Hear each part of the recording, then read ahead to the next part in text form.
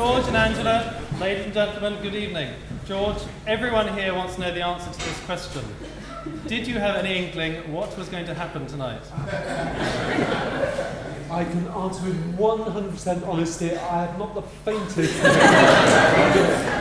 Just shows how entirely blind I am.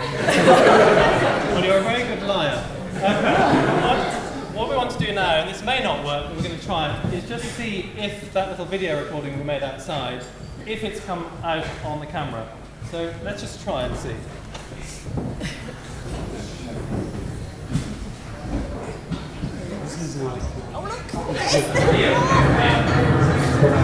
Ladies and gentlemen, and welcome to our surprise evening.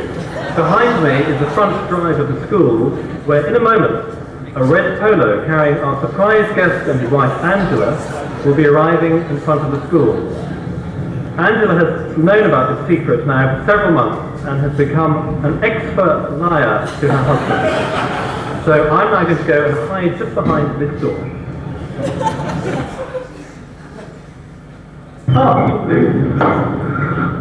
George, am I just taking it home? Yeah, people always just like this.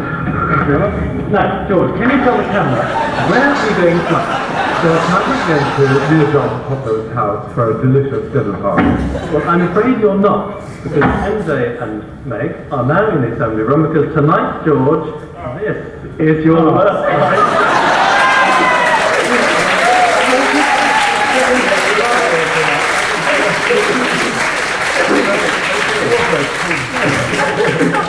And I'm going to spend the evening happily, actually, sort of reading a book under the table. Sorry about that, John. No wonder every day time is so short.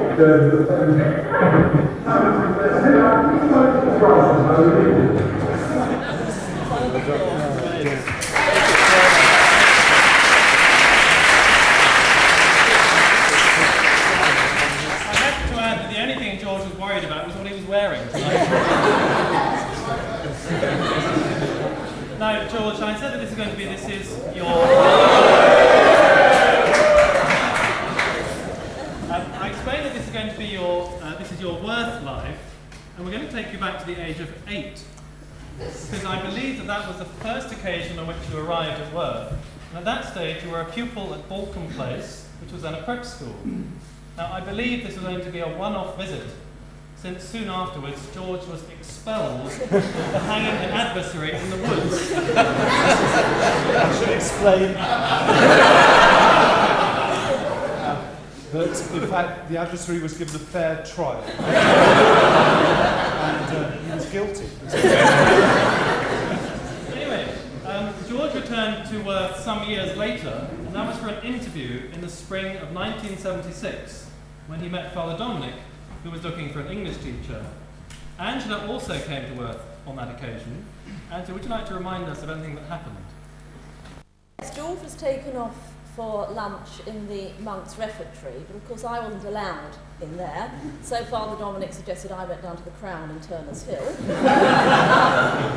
which I did. And while I was there, a number of boys came in and were trying to order drinks, and clearly the barman was uncertain about their age, and he phoned Worth to check, and then came back and served them. What I later found out from George was that he had spoken to Father Dominic, and he had said, given the names, and said, are these boys all 18? And Dominic said, yes, they certainly are. And after that, Dominic had put the phone down and said, I haven't the slightest idea how old they are, but I thought it better not to make a fuss. Well now, of course, we all know that there's no limit to George's talents. And if we were actually going to review everything that George has done for Worth over the last few years, we'd be here for the rest of the term.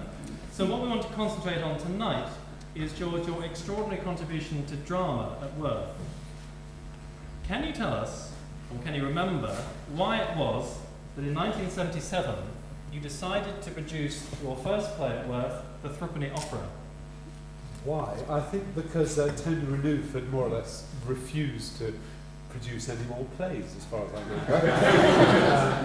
Tony's method, he always used to tell me, was to sort of get the thing half ready and then tell the boys that they wouldn't put it on at all because they were so bad. So I just took over, I think. Well, now, one aspect of the Threepenny Opera which became a daily hallmark was his predilection for casting his women as whores. Now, Angela, I believe that you had an embarrassing incident in the local constabulary. Yes, I was driving the girls home after the play. It was one of my tasks. And I don't know why they were still all in costume. I can't remember now. But anyway, there was some sort of IRA trial, or IRA prisoners were being held at Lewes, and the police were stopping every van, and our minibus was stopped. And they said, oh, we're just doing routine checks, could we see who's in? Well, they flashed these torches in, and there were these half-dozen girls, all dressed as whores. They let us drive on very quickly. Well, now, ladies and gentlemen, from the cast of Threepenny Opera, we have the first of our surprise guests tonight. So will you please welcome Andrew Agnew and Murray Shanks.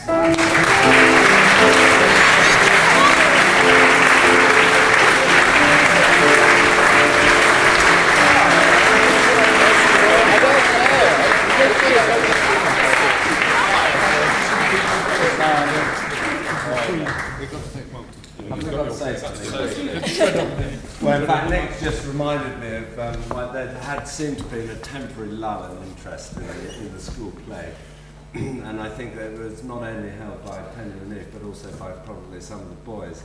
And I think I recall clearly a meeting that George had up in his house where you were both living there by the orchard pitch, and there was myself and Murray and Robert Lindsell and a few others, and said, would you, are you interested in a play? We weren't.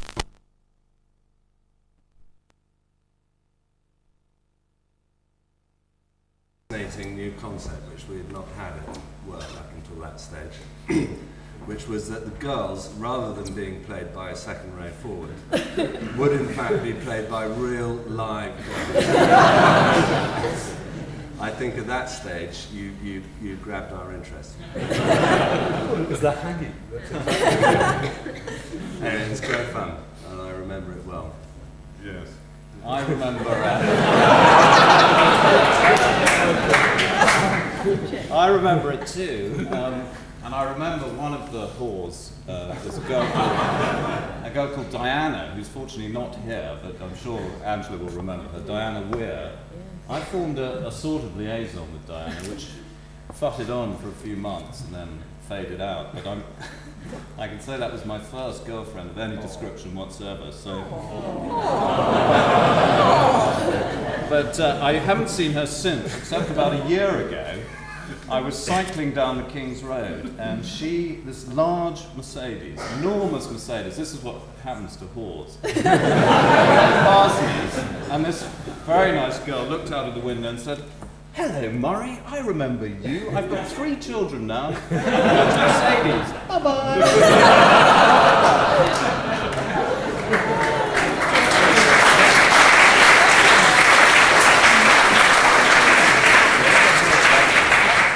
I say one other thing, which is I'm very glad to see that George has a haircut that's suitable for his new profession, and I'm looking forward to lots of briefs. Thank you very much.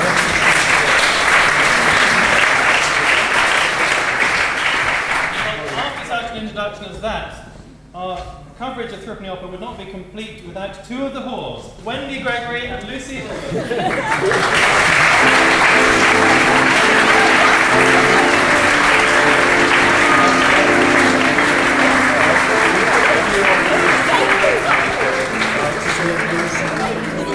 Can I just put the record straight? Yes. I wasn't a whore. I was the old cow. Thank you very much.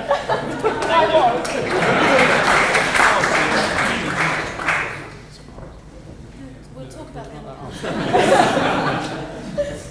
Now, we now move on to September 1977, when, George, a new woman entered your life. A woman who would have a very close relationship for the next 14 and a half years. Will you please welcome Susanna David?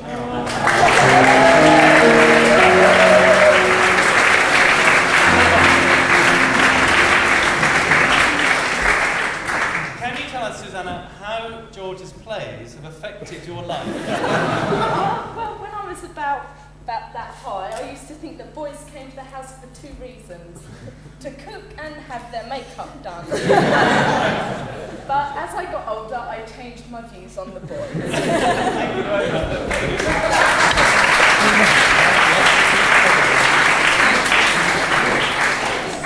In 1978, George attempted a much more ambitious enterprise, the musical. This production combined and adapted elements from 3 West End successes: Jesus Christ Superstar, Godspell, and Son of Man. But more significantly, it was the first of a long and brilliant series of collaborations between George and the very wonderful Liam Perez.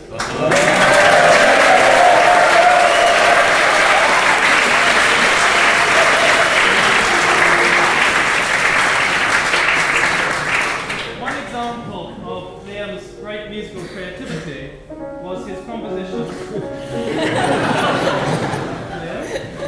Was his famous composition, "My Soul is Thirsting for the Lord," which will be familiar to many of us here as an indispensable part of our liturgy here in the church. In fact, it's an original Liam Perez number from the play Jesus. Now, the title role of the play was in fact played by Julian Hughes. But sadly, Julian cannot be with us this evening as he's abroad. However, we do have the next best thing, and that is a message from Julian on the screen.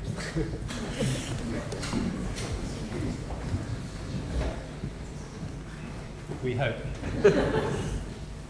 No, that's not Julian. So I just talk amongst yourselves. One thing wrong. Yes, Lee.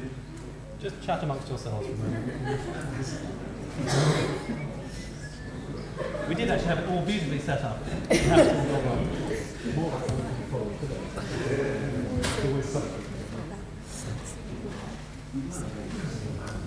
I'm sorry.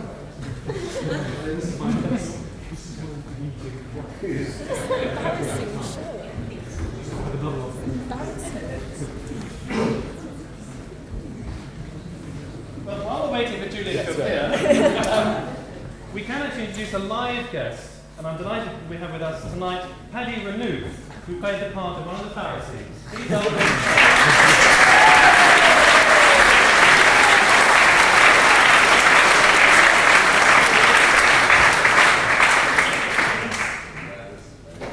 Lord, I thank you that I am not like other men. I thank you for my elegance, which makes others stop and stare and take notice of me. I thank you for my deep sensitivity, which allows you to make new friends so easily and smoothly. I thank you that I can attract the most gorgeous women with my good looks and lively, charming ways. In fact, Lord, my taste is so perfect that I am the envy of all my friends. I thank you for my agile mind, so quick to see the logic of an argument, so witty and scathingly critical. I am tall, well-proportioned, fit, and possessed of the most beautiful ball sense, which enables me to excel every sport. In fact, Lord, thank you for making me me. I like myself, and honestly could not bear to be like anyone else.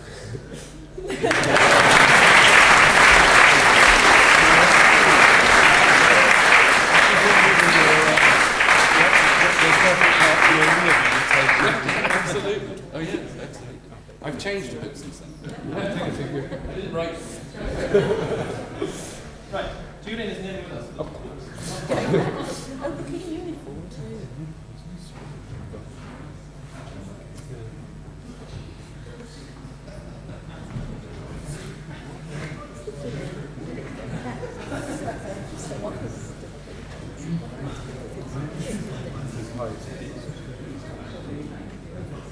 Yes.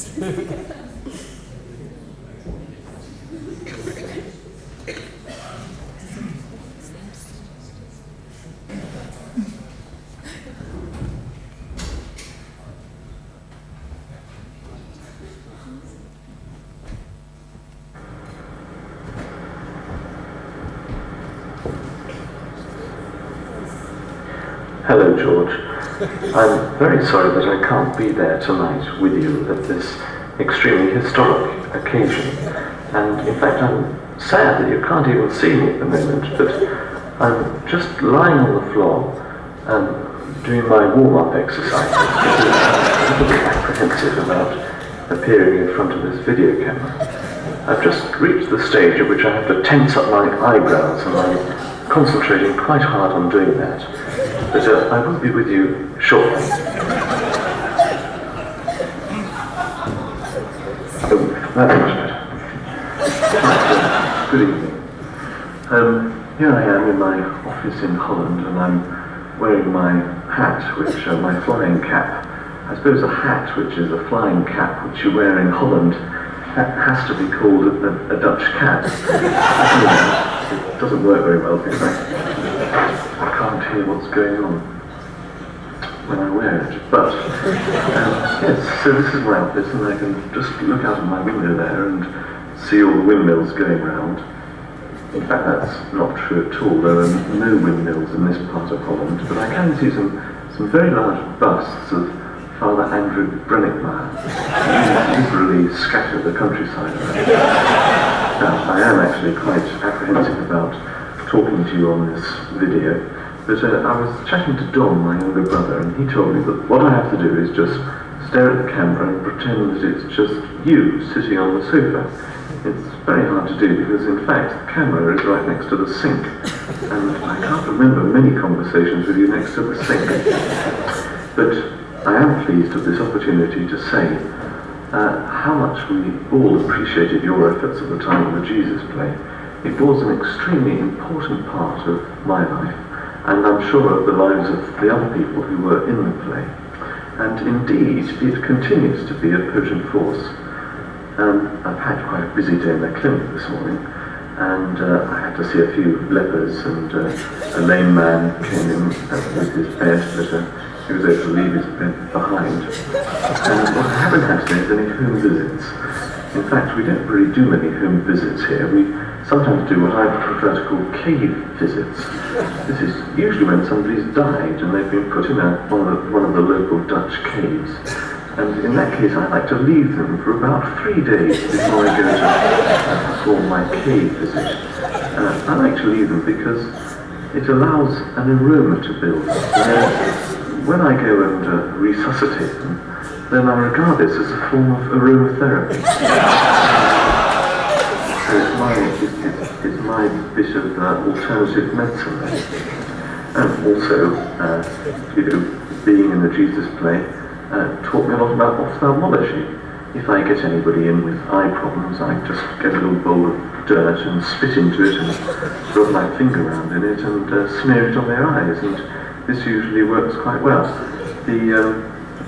In fact, well, I haven't got any. I can show you this. Actually, I haven't got any dirt, but I have got this stool sample here. Just take some of the stool samples onto this tongue depressor, and I just simply smear it over here. I think you'll agree that afterwards the vision becomes suddenly much better like that. And then you can see things more clearly. And it's quite tasty. The other thing that I have to do in my job, of course, is I quite frequently have to ask people to pass water for me. And here's a water sample which somebody passed for me earlier. And usually I'm able to just, after they've passed in the wagon, just drink it, and that's turned into quite a palatable moselle. So the Jesus play does continue to be a very important part in my life. Well, more than that palatable, actually. It's a bit disgusting. But I haven't got much to say in particular about the Jesus play, but I would just like to mention 3 incidents in our very long relationship, which raise for me 3 important questions which I'd like to try and settle. The first relates to the time, which I'm sure you remember very well, when I was out for a walk with Johnny Miller one evening. It has to be said it was early evening, And we came to your house and discovered all the curtains were shut. So we thought it would be a jolly joke to knock on the window and then scarf her. So we knocked on the window, but I know that you remember it well, because in fact, Johnny Miller put his fist through the window, which is quite a feat, because he's no Joe Bugner, is he? And anyway, we then ran off. But the question is, why it took you so long to come out? And why, when you came out, were you so absolutely relaxed about the whole thing? And why were you wearing your dressing gown? And why was Angela wearing her dressing gown? I suppose these are all fairly jejune questions. I'm sure that the answers are fairly obvious. But I suppose it was a little bit like the incident we've just had here in Holland, when there was an earthquake and lots of couples woke up and wondered what on earth had happened. And I suppose it must have been the same for you and Angela when the windows suddenly broke. Anyway, quickly moving on, the second incident was when you invited me very kindly to an extremely enjoyable 30th birthday party. And I came with some other people dressed as two pantomime horses, and you were dressed as a gorilla. And about halfway through the evening, we went upstairs and swapped places, so you became the front half of the pantomime horse and I became the gorilla. And I went downstairs and I came across Roger Stokes carving some meat. And so I went up to him dressed as a gorilla and grabbed his buttock. And he was a little bit shocked and turned around, looked at the gorilla and just said, "Oh, George." So I thought, well, that didn't have much effect, so I pinched his bottom again. And he just was totally unperplexed and just turned out and said, "George." And this went on for quite a long time. I kept on pinching his bottom. And after a very long time, he did become a little bit agitated, but not really very agitated. And this raises the question that why should such a respected, intelligent member of the community as Roger Stokes take it absolutely for granted that if he's sexually abused by a gorilla, he's something to his feeling. It's actually in the drama class when I was in a small group and you came and joined us, and the thing we were trying to portray was that I was a prisoner being interrogated by the police. Soon the rest of the group just left us to it, and I have to say that I wasn't really doing anything either, because I was quite petrified, whereas you totally took on the role of the policeman, and you got quite excited. I think you must have been watching Z-Cars the night before, because in the end you got my coat and tied it over the top of my head, and was starting to threaten to punch my face in. And I was sat there, not really acting at all, but just totally frightened, expecting at any minute to feel the crunch of your boot into my teeth. And you were sort of screaming into my ear. And suddenly everything stopped, and I made my way out of my coat, which had been tied over the top of my head, and discovered that the headmaster, Father Kevin, had come into the room. So my third question is, why, when the headmaster comes into one of your classes, does he take it for granted that this is what happens in class? He puts coats over the heads of the boys and then screams in their ear holes and threatens to beat them up. Well, I don't want to take up too much of your time. I suppose that having spent so many years under the law, I suppose you now are quite keen to get into the law.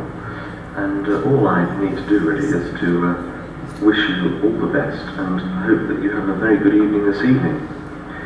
Before going, I feel that I must just confess something to you, really, in order to clear the air between us, because I do value our friendship.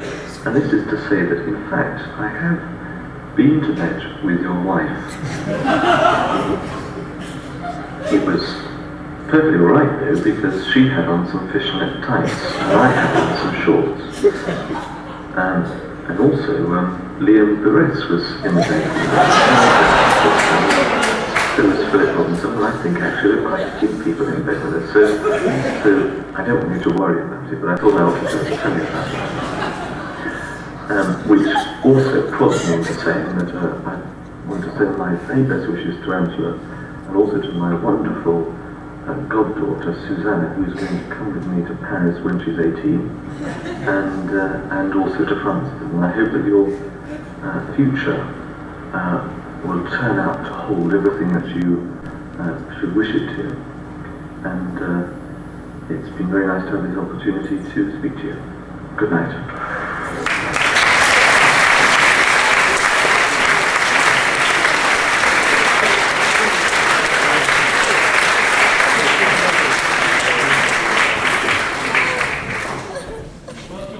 From the screen now to a live performance. And another member of the cast of Jesus, who was certainly larger than life, was, please welcome, ladies and gentlemen, Edward Henry.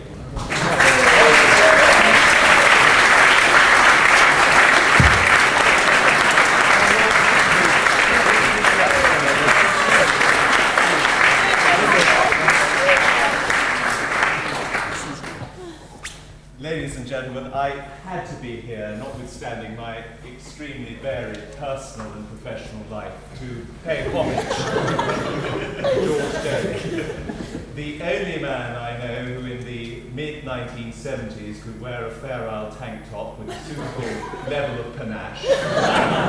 Sorry, Roger.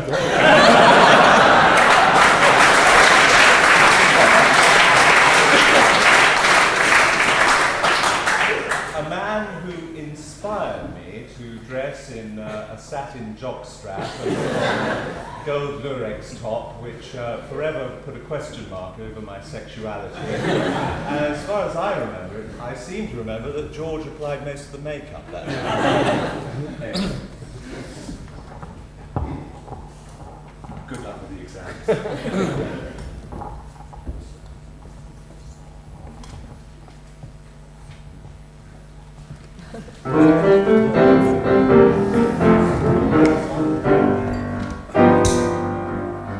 I've got spots and dirty clothes. I bite my nails and I pick my nose, 'cause I'm a failure. Yeah, I'm a failure. Come on, hear me, George, rescue me, please. Tell me, George, who'd marry me? My teeth are rotting and my countenance is shocking. My hair's all falling and my face is appalling, 'cause I'm a failure. Yeah, I'm a failure. Come on, hear me, George, rescue me, please. Tell me, George, who'd marry me? 'Cause I got manic depression, psychotic obsession. Could you please explain what life is for? I don't think I can take any more.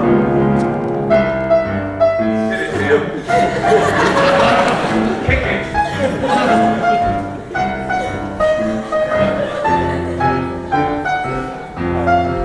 Keep getting better.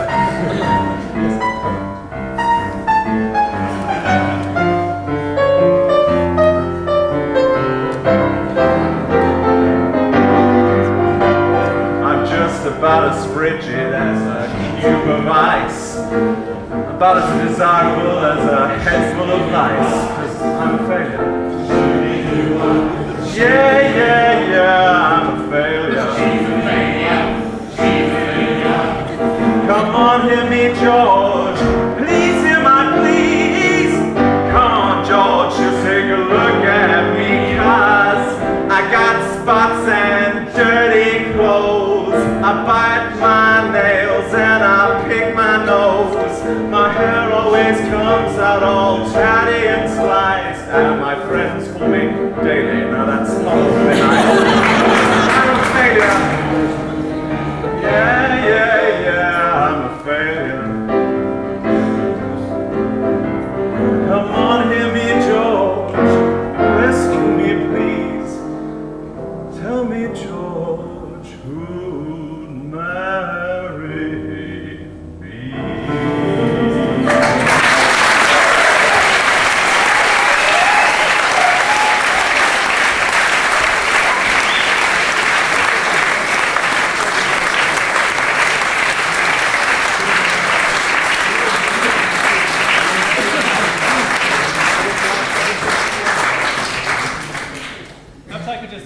in answer to Edward's last question, he is getting married next month.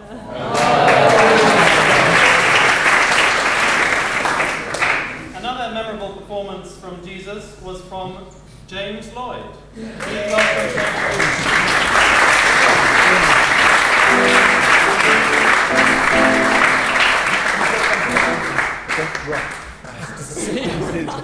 I'm not saying anything about this bloody play, because I was given such a pathetically small part. But under George's tutelage, John Miller, who's been referred to and myself, wrote in 1977 a poem for the Queen in her Jubilee year, which I'm going to recite to you now, because it's a ruby year. I think I recited this in a competition, which I think George adjudicated, and I lost that as well. But it is entitled To the Queen in this her Jubilee year. Queen! Royal steadfast, you are royal. When you descend to your breakfast, the boiling kettle whistles regal clarion call. Quickly quell, O kettle call of the wild. To dance the Queen ye, O Queen, Queen, O the Queen, kettle.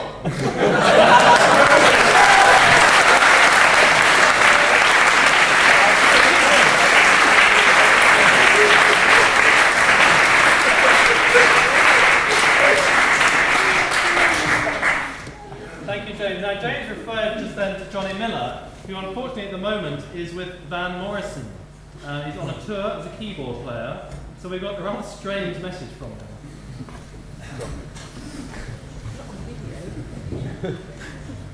It's very short. Learning English with you put so much in the melting pot that somewhere, yea, even on alpine slopes, battles undoubtedly rage. Holes are filled, displacement is at a minimum, and medicine is readily available. I do hope that the music of your future will reflect the clouds.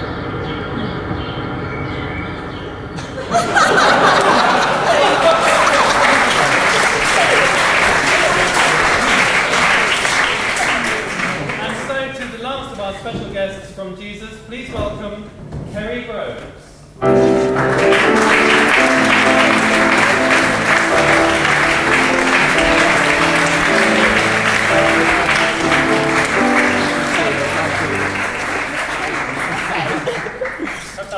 Kerry was a nanny. She had 2 children, many years. Only the one? Just Suzanne. Now, at this point, George, we want you to do something.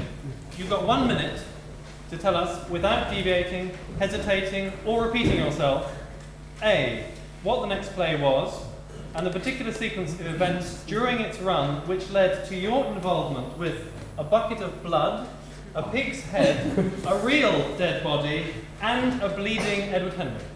Yes. All right. Well, we then did the play that you're not supposed even to mention, so I can't say what it was, the Scottish play, etc. And we did it in here with the sort of Lord of the Flies effect. And what we wanted, everybody who's been taught by me has done Lord of the Flies, was the pig's head sort of brooding over the stage down at the audience. It was a bit like Giles Hamilton's head, in fact, which, if you remember Giles...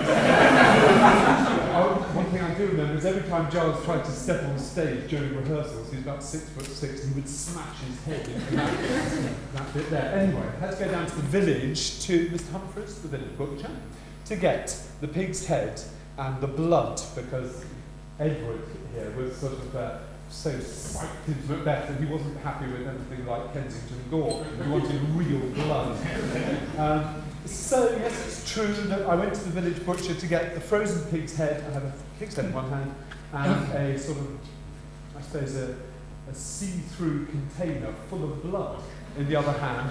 I was walking up the hill in the village, and there was a dead body lying on the pavement. It was an old person who perished. And not at the sight of me, I think, and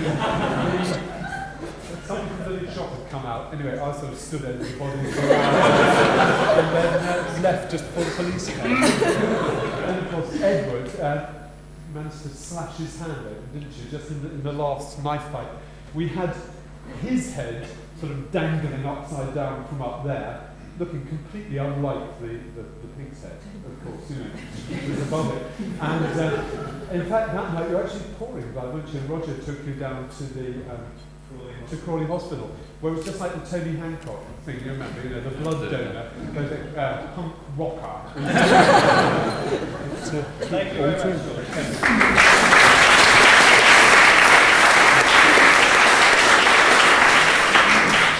Well, Edward Henry, as you know, played the part of Macbeth, but we have managed to track down one other member of the cast. So would you please welcome Sandy Mallet.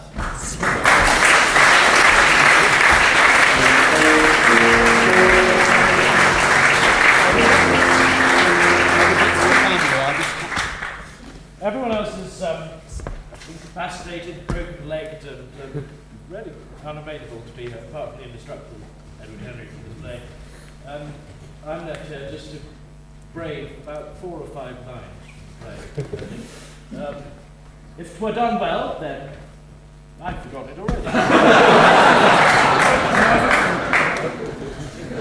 If 'twere done when 'tis done, then if 'twere well, it were done quickly. That's all I dare.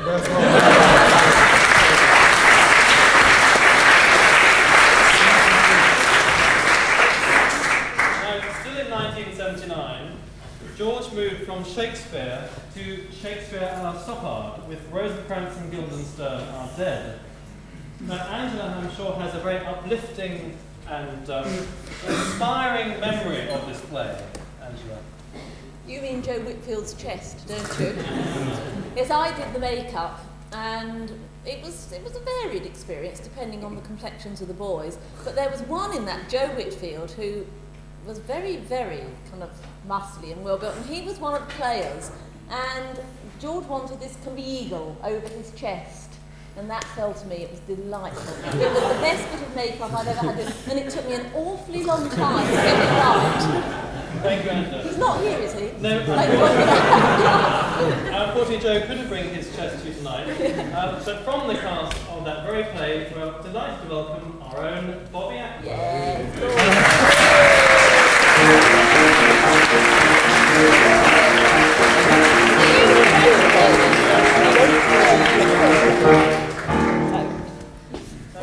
George knows what I'm going to say.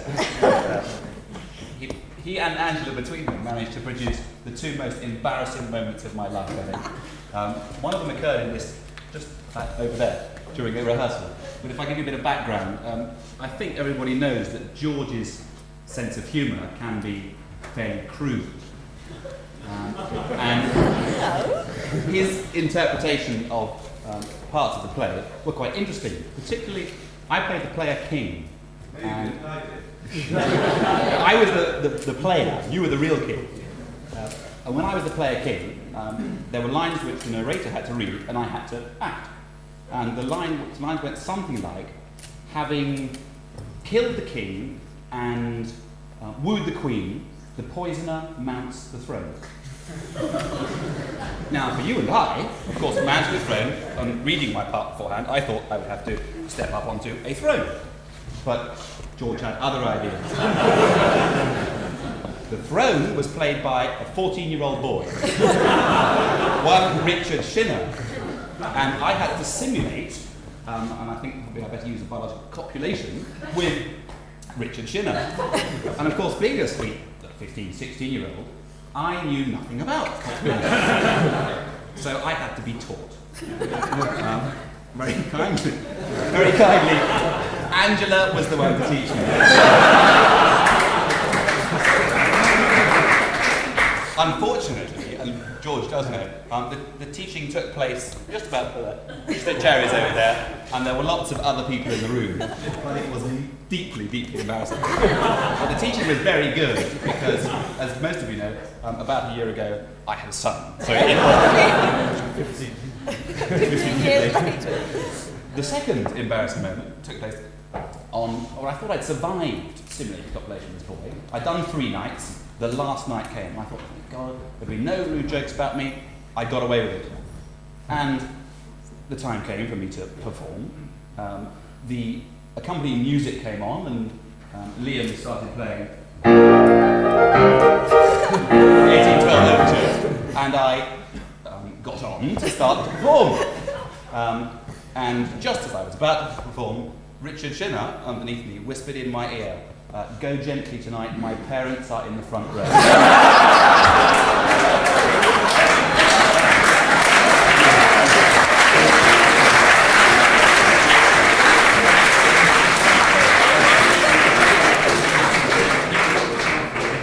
Thank you, Bobby. And now we move on to 1980 and George's most ambitious project so far.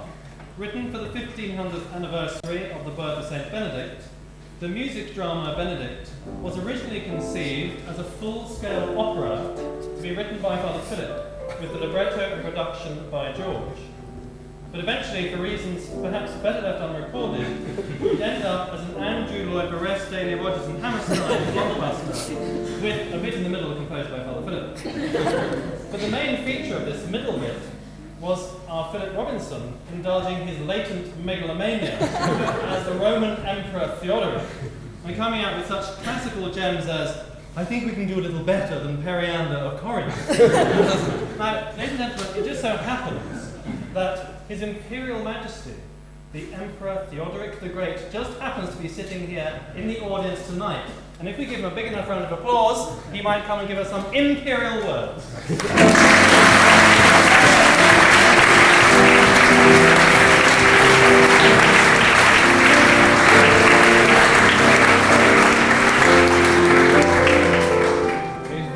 I've been privileged to be in many of George's productions over the years, and I shall, of course, carry away with me happy memories of all of them.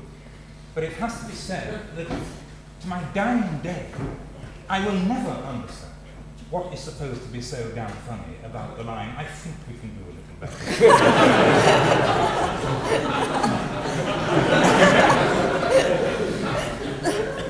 That line is second only in my affection to another line from the same play, "Not my effigy in Ravenna." But actually, these paltry efforts of my own at the playwright's heart pale into insignificance besides George's own expertise in the field. I'd just like to leave you with an example of this from another show, which I think will be dealt with in due course. At this particular point in the show, for reasons which I can't clearly remember, if indeed I ever knew them, George decided to insert a parody of an episode from Dallas, or Dynasty, or Dallas. At this point, yours truly was discovered on stage in bed with the lovely Michelle, just rather boringly sitting up reading a book. At this point, yours truly had to put the book down and say, "Darling, I got some bad news for you. Standard won't sell the shares. If I don't hear from Tokyo, Japan by midnight, there's no way Mary Bell's gonna be able to keep the baby."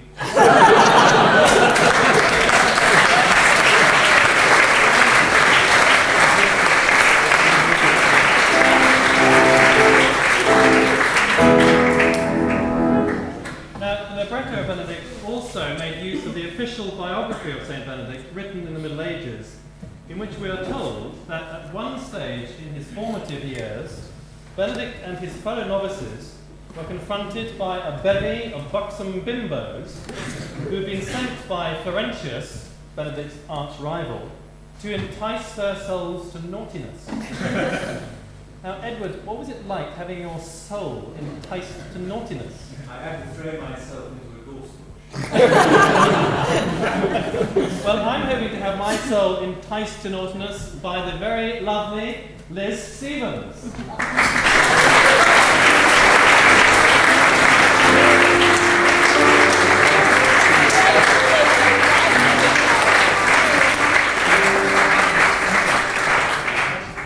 Liz won't know this, but at the time, Liz won't know this, but at the time that she was dancing around the church in a wonderfully erotic fashion, I was a novice in the monastery. And I decided I would, in fact, put the vestments out for the monks every evening, rather than in the morning, so that I could watch what was going on. Anyway, I didn't last in the monastery very long. So, also from the cast of Benedict, I just mentioned Florentius. Would you please welcome Mr. Andy Bernard, who's going to perform a number from the show entitled I hate you.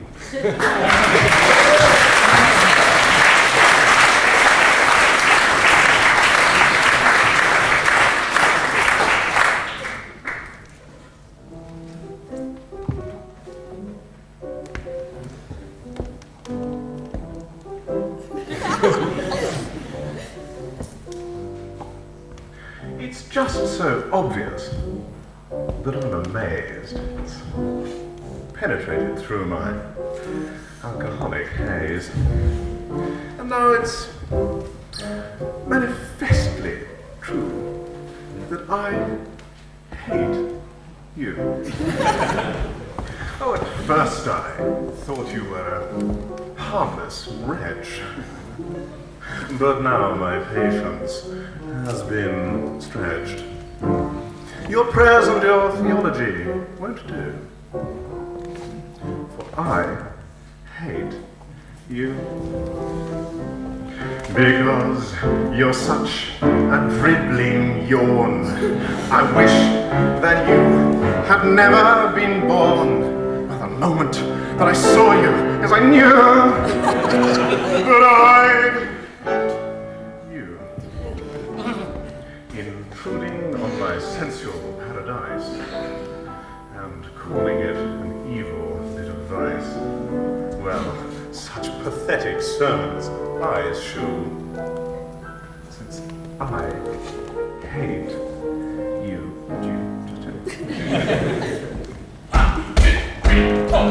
Don't you realise why we're bent? If no one sinned, who could repent? Please have some fun to join in too. I hate you. This world love is joyous in its sin, and sin is what we lust and wallow in. For God's sake, and for ours, don't spoil the view, or I'll hate you. In fact, be a saint and go to hell. Your Benedictine rules don't ring my bell. How we detest your pompous platitudes, for we hate you very much. We reject your empty speculation. We'd rather have some flagellation. And our dirty habits won't improve, for we hate you.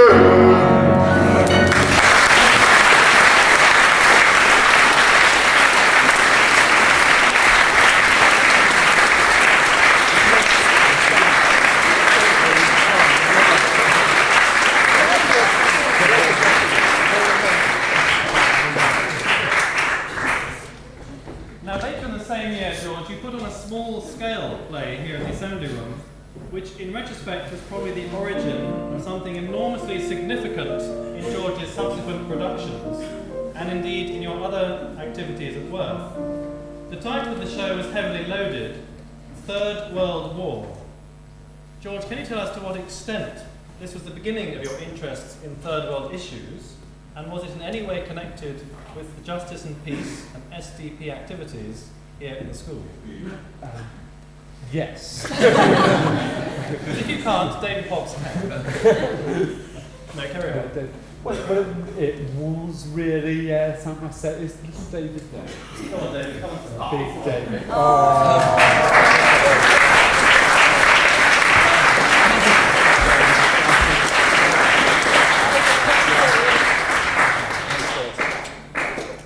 Speaking as the least talented person ever to appear in a George Daly production. Now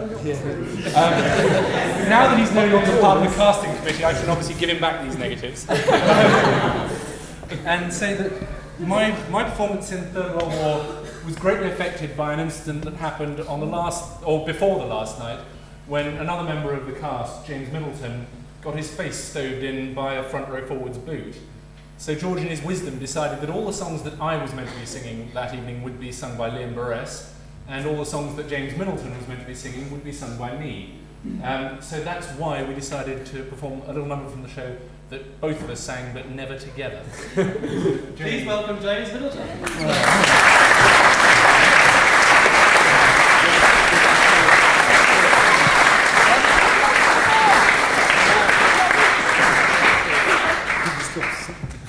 Plastic sound.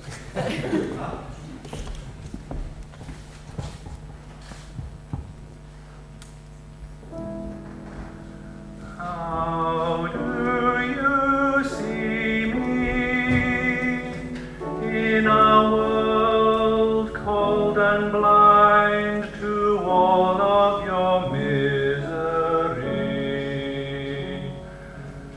If I could be true, honestly I'd feel the pain that I inflict on you. Sunlight shines on the dust of all our broken dreams. Mercy, I implore of you, my joys aren't what they seem. Empty is the heart, empty is the soul.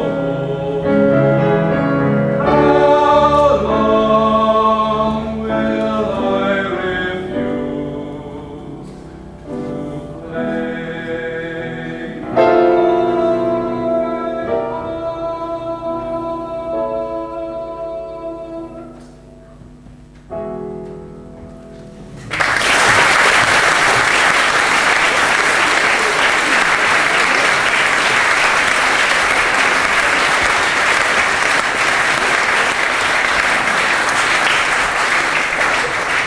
So in a way, that play was improvised on stage. We actually had a loose script, didn't we? And just sort of made it up as original, except the song.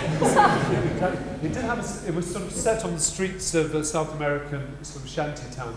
And Susanna eventually managed to get on television as a result of this, because with Rob Carter and various other people from here last year, we went up to the Brazilian embassy on a sort of 1960s style childish protest and sort of waving flags at the Brazilian embassy about the attacks on street children there. So it sort of kept rumbling on for years and years. Thank goodness.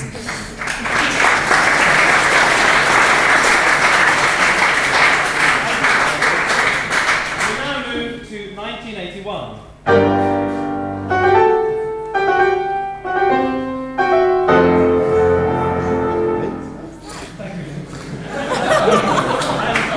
and back to Shakespeare. This time the play was King Lear, and it marked the beginning of Liam's passionate involvement in the world of high-tech video recording.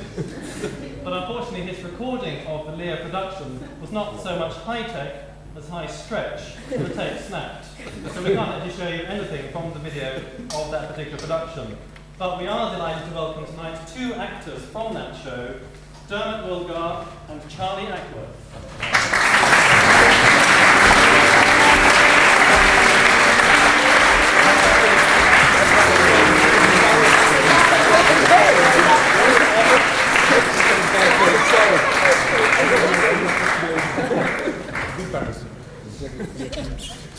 George just pointed out something that's very uncanny, and that is, I think I'm the fourth member of the English bar to come out from behind that.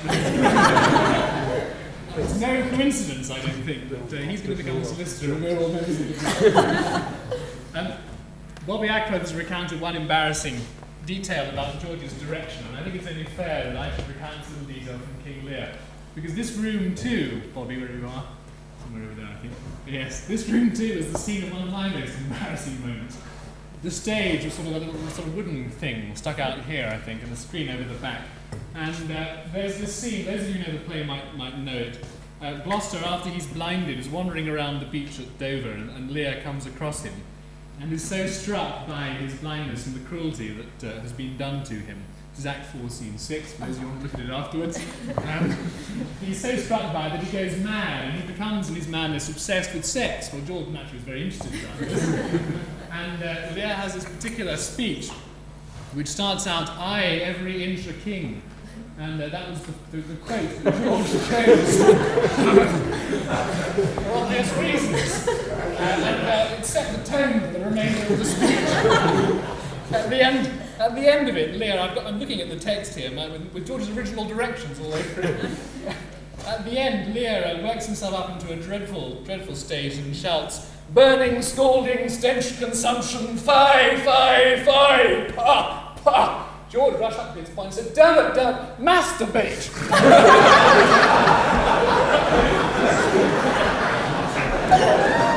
And I too said, "Not in front of my parents."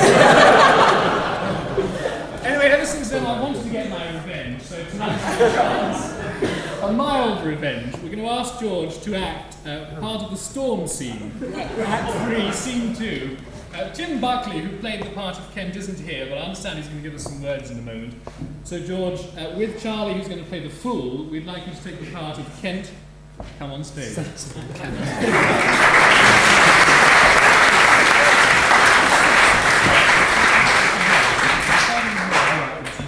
gather when we stop. You're off stage. Oh, good. Blow, winds, and crack your cheeks. Rage, blow. You cataracts and hurricanes, spout till you have drenched our steeples, drowned the cocks. You sulphurous and thought-executing fires, vaunt couriers to oak-cleaving thunderbolts, singe my white head. And thou, all-shaking thunder, smite flat the thick rotundity of the world. Crack nature's moulds, all Germans spill at once that make ingrateful man. Oh, nuncle, court holy water in a dry house is better than this rainwater out a door. Good nuncle Ing, ask thy daughter's blessing. Here's a knight pities neither wise men nor fools. Rumble thy belly full, spit fire, spout rain, nor rain, wind, thunder, fire are my daughters. I tax not you, you elements, with unkindness. I never gave you kingdom, called you children. You owe me no subscription. Then let fall your horrible pleasure. Here I stand, your slave, a poor, infirm, weak, and despised old man. But yet I call you servile ministers, that have with 2 pernicious daughters joined your high-engendered battles against a head so old and white as this. Oh, 'tis foul. He that has a house to put his head in has a good headpiece. The good piece that will house before the head as any. The head and he shall louse. So beggars marry many. The man that makes his tool what he his heart should make shall of a corn cry woe and tell his feet to wake. For there was never yet fair woman that she made mouths in a glass. No, I will be the pattern of all patience. I will say nothing. Who's there? Marry, here's a grace and a codpiece. It's a wise man and a fool. Alas, sir, are you here? Things that love light, love not such nights as these. The wrathful skies gallow the very wanderers of the dark, and make them keep their caves. Since I was a man, such sheets of fire, such bursts of horrid thunder, such groans of roaring wind and rain, I never remember to have heard. Man's nature cannot endure the affliction nor the fear. Let the great gods that keep this dreadful power o'er our heads find out their enemies now. Tremble, thou wretch, that hast within thee undivulged crimes, unwhipped of justice. Hide thee, thou bloody hand, that art incestuous. Caitiff, to pieces shake. See, it's a good scene. That undercovered and convenient seeming hath practised on man's life. Close pent-up guilts, rive your concealing continence, and try these dreadful summoners' grace. I am a man more sinned against than sinning. Discuss, Mr.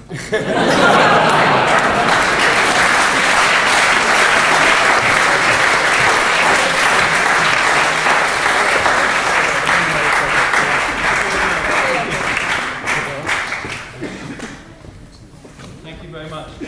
Tim Buckley would very much like to have been here tonight, George, but he couldn't be here and has written a letter to you.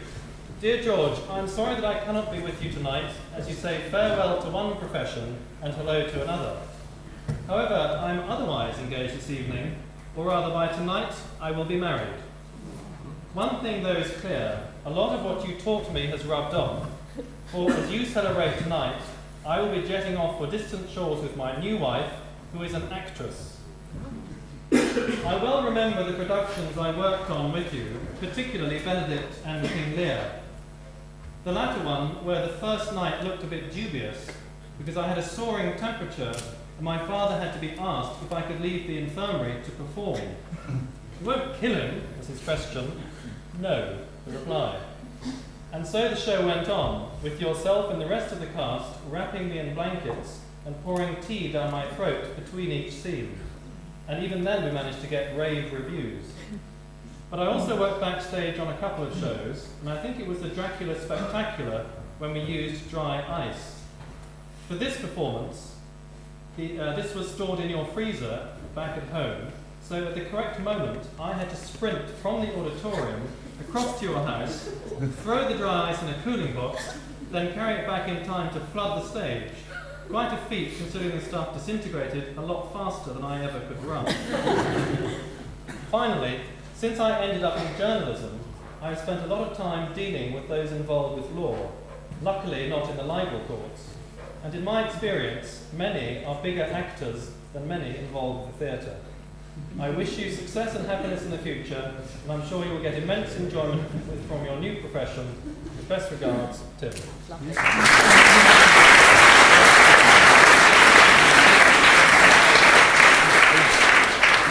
And finally, also from the cast of King Lear, ladies and gentlemen, will you please welcome the actress who played the part of Goneril, the very lovely Miss Linda Jent.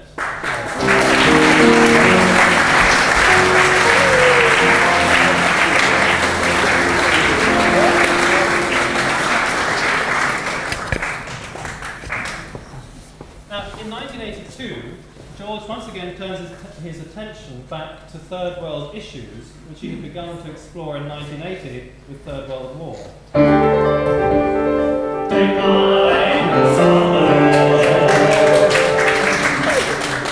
The assassination of Archbishop Oscar Romero in El Salvador, as he was celebrating Mass, brought the terrible troubles of that country to the attention of the whole world.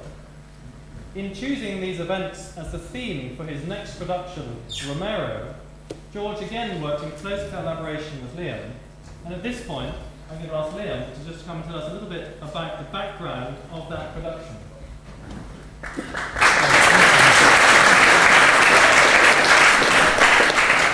After the King Lear seriousness, I don't feel so bad at my contribution. I was going to tell you about how we came to choose that play. In retrospect, the night after Benedict finished, the last night, was when Romero was assassinated. We didn't know that at the time, but it seemed to suggest itself, the theme eventually suggested itself to us. We were originally going to have a rather theoretical, arty work using three archbishops. Becket, who clashed, of course, with Henry II, Stanislaus of Poland, I think, who was killed by the king at his altar, and Romero, the modern Becket, who was shot while saying Mass. But gradually we honed in on Romero, and we started researching. Now, I have to say that in most of these plays, George does 99.9% of the background reading and research. But in this particular one, I had a little bit more to do than usual. And I found myself roaming around Ireland and talking to a number of people who were involved with Romero. Ireland has an organisation called Trócaire, which is the equivalent of cathode. And it raises the consciousness, I would say, of the Irish, perhaps to a much greater extent than equivalent organisations in England. And the head of that organisation, who has done sterling work down the years, gave me an interview for an hour, and very penetrating insights he was able to give me, because he knew Romero, he had supported him, and can I now say that this person was Bishop Eamon Casey. And I say that because I would like to argue his corner, because I think he's gone in for a martyrdom as well. The amount of work he's been doing for the Third World down the years is remarkable. Another person I saw was Anne Daly, no relation, a journalist who got swept up in the Romero story, because when she went to cover the funeral, she didn't really know what was going to hit her, because 50 people were killed at the funeral. There was a massacre. And from then on, her great interest led to her being called Salvador Daly, and Salvador Daly. And we were delighted when she got so interested in our production and our research that she eventually flew over to see the show. So I think I'll leave it there. Thank you very much, Liam.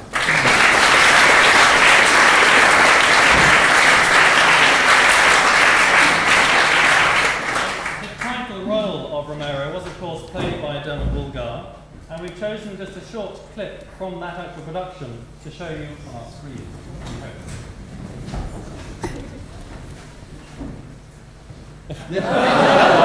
Previous one.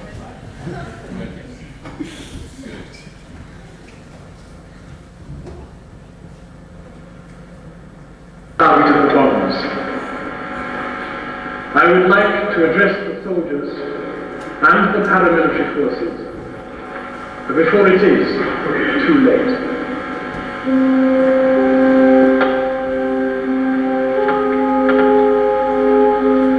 Brothers, you are from our same Pueblo, yet you kill your brother campesinos.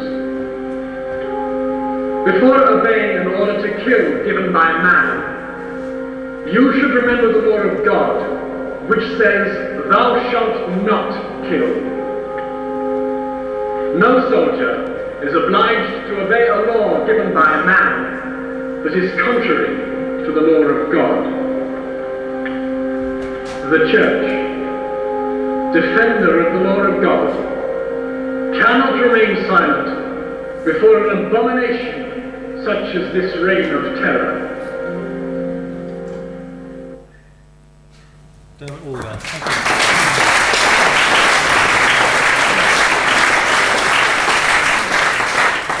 I'd just like to stick with Romero for a moment longer, but do something now completely different. We've got a recorded message from a member of that cast, George, and I want you to see if you can recognise the voice. Hello, testing. Am I on? Yes. Oh. Well, I'd like to thank my mother for having me, and my dermatologist, and my English teacher who learnt me a lot, and... Oh, I'm sorry. Oh, I'm sorry. A message for George Daly, not about me? Oh, well then. What did George Daly do for me? Well, he taught me a lot of long words. One I remember very well, campesino. Yeah, campesino, yeah. I still don't have one, but I'm hoping to pick up a caravan in the summer. Oh, another long word was Cleopatra. I've never had to use it since, but it's always useful to have it up one's sleeve. What else did George do for me? Well, he introduced me to the sophistication of stuff art. However, I didn't understand a bloody word of the Rosie Branson Guildenstein are Dead video, which just goes to show that everyone needs a pocket-sized English master once they leave school. Can you tell I'm reading this? And thanks to George and Romero, my bum adorns the centre pages of the Worth Prospectus. I'm glad to see they got my better side. But on a serious note, George, your energy and enthusiasm is boundless, and your zest makes us all look, well, zestless. You'll be very much missed at Worth, and whilst hopefully you're not irreplaceable, there'll never be another one like you. Good luck, and lots of love, and goodbye, George. Goodbye, England. And as they say in Canada, have a good day. That was Pebbles Wheeler.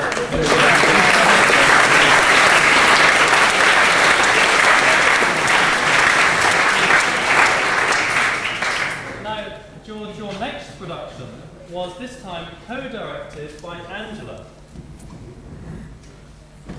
Can you guess the title of this production? Francis Daly.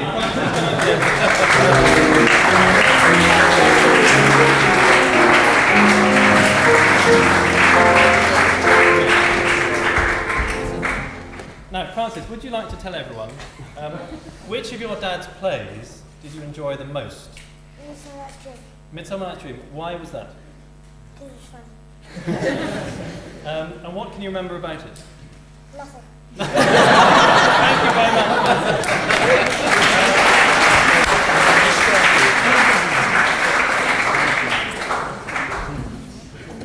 We now move to 1983, which saw the first of several successful collaborations with David Noyes. This time the play was the hugely successful West End musical, Oh What a Lovely War. Well, of course, George didn't actually have to write this play himself, so he thought he'd make up for it by taking the entire cast on a trip to Wipers as part of their in-depth psychological preparation.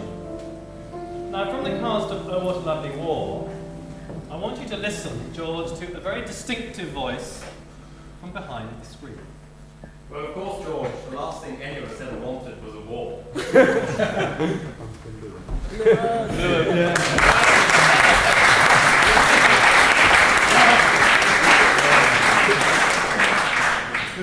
Now, you men, I've just come from having a powwow with the Colonel. We think you've done some damn fine work. We congratulate you. Now, I know you haven't had it very easy here over the past few weeks, with bombs, shells, and mortars.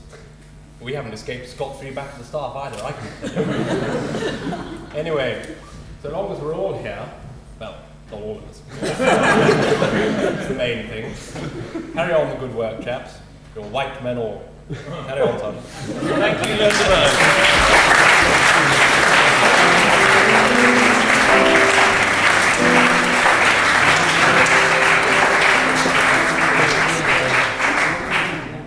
And now for our delectation, we're going to show you two short consecutive extracts from Oh What a Lovely War.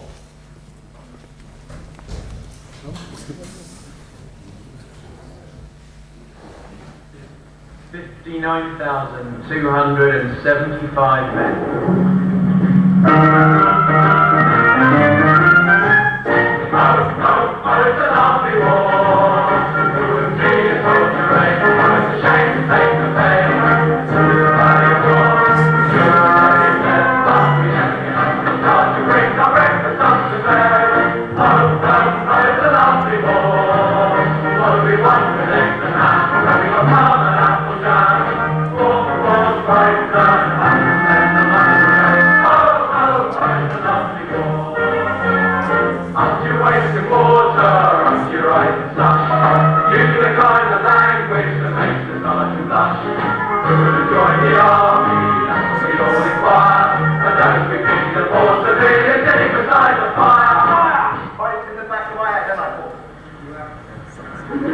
I'll give you a father the eye of all of you. Right, gentlemen, we're now going to practice what we've learned today and commence in a bayonet charge. This should detonate the enemy. Get that look on your faces. Come on then, Jerry! Up your mother. Up your sister. Up your brother, my look. Right, on the count of three. Commence. In bayonet, wait for it. 1, 2. What do you think of that bloody barn arrow, soldier? 1, 2, 3, bayonet, charge!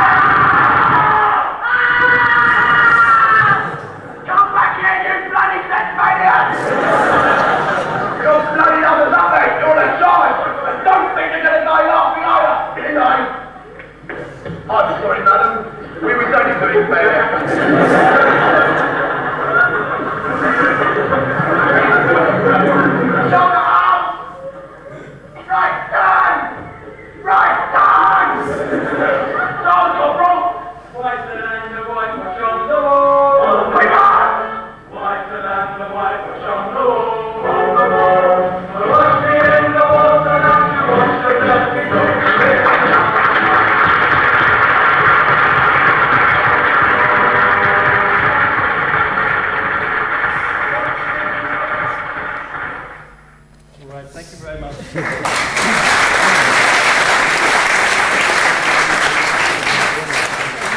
move to 1984, when the grim theme of war was continued with Crossfire. Never content with anything simple, George this time decided to highlight the theme of civil war in Northern Ireland by incorporating elements from Romeo and Juliet and West Side Story. Now George, for the benefit of those who perhaps didn't see this remarkable production, could you tell us the idea behind the combination of these elements? And could you also tell us about the unusual dinner party you attended in Derry when you went there with Liam on a fact-finding mission? Yes, well, this was sort of, having done too much Tom Stoppard at school, we thought we'd throw together 3 different plays in one. Obviously set in Northern Ireland, and throw in a Protestant school doing Romeo and Juliet for the Derry Festival of Drama, a Catholic school doing West Side Story for the Derry Festival of Drama, and at the festival, the chap who's playing the lead in the Protestant school meets the girl who's playing the lead in the Catholic school, and so the second half, the story of Romeo and Juliet, is played through in the context of Northern Ireland. Unfortunately, as usual, got carried away with the desire to preach and sort of hammer out a huge amount of information, so we had newscasters going on the whole time as well. It was a difficult play to do in the sense that it's the only play really where it was impossible to have a really sort of lively, happy ending, because the situation there was extremely bleak in '84, and we ended up doing the play only, I think, about 3 weeks after the Brighton bomb went off and nearly wiped out the British cabinet. But over in Derry, we were staying with Nat and Pat Gordon, and an Irish playwright called Brian Friel came to dinner there to sort of help us a little bit. Liam, of course, being sort of fearless and tactless probably as well, was dressed entirely like a special branch investigator as well at the time, with a sort of one of those Macintoshes which are only worn by secret agents. So we were apparently on this sort of fact-finding mission. Brian's wife, quite understandably, was rather suspicious of us because we didn't sound terribly sort of convincing, and always you feel a bit like a vulture there anyway. But her husband, who's a fine writer, got paralytically pissed during this meal, as is the way.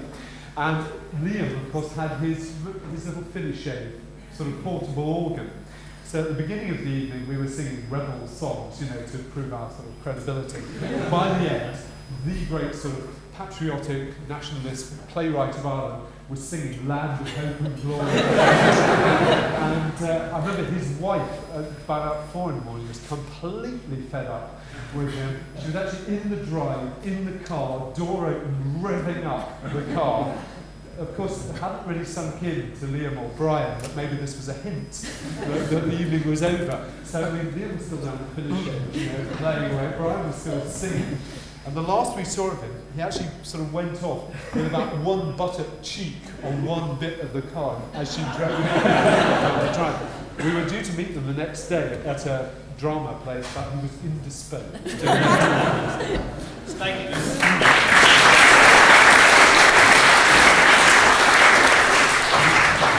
Now, ladies and gentlemen, from the cast of Crossfire, we please welcome Bill Hurst to sing the Cockney Soldiers song.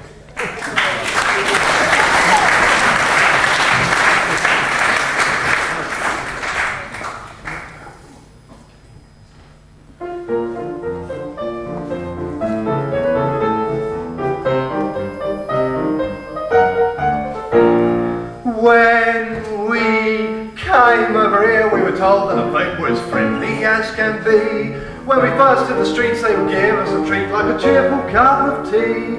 Now it's spit in my face and it's slander my race, never look me in the eye. And they burn little lies when I tempt to the skies, that they love to see me die.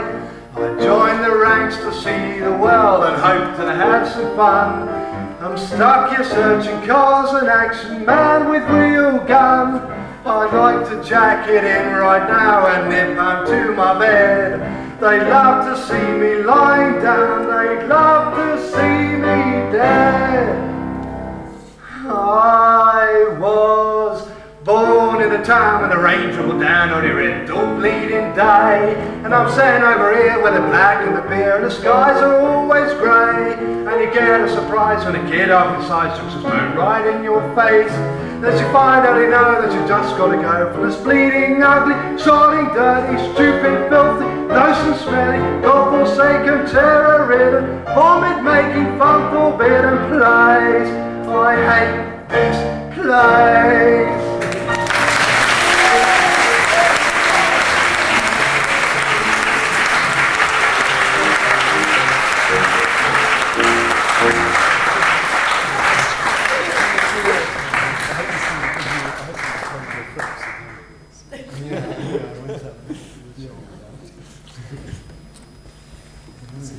Now, Bill, you might remember that there was one sequence in Crossfire when Andy Whitehouse kicked the hell out of you. Yeah, I got it back up. Well, let's just have a look at the screen at actually what happened to you.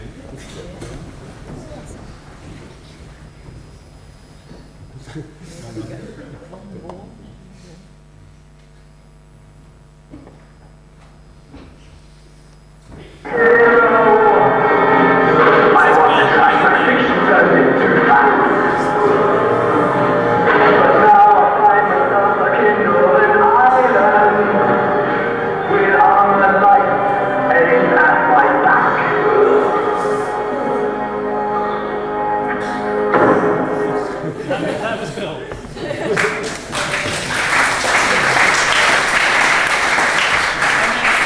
And then just after this sequence, George, you may remember an awesome display of martial arts. Let's just have a look at the rice flails.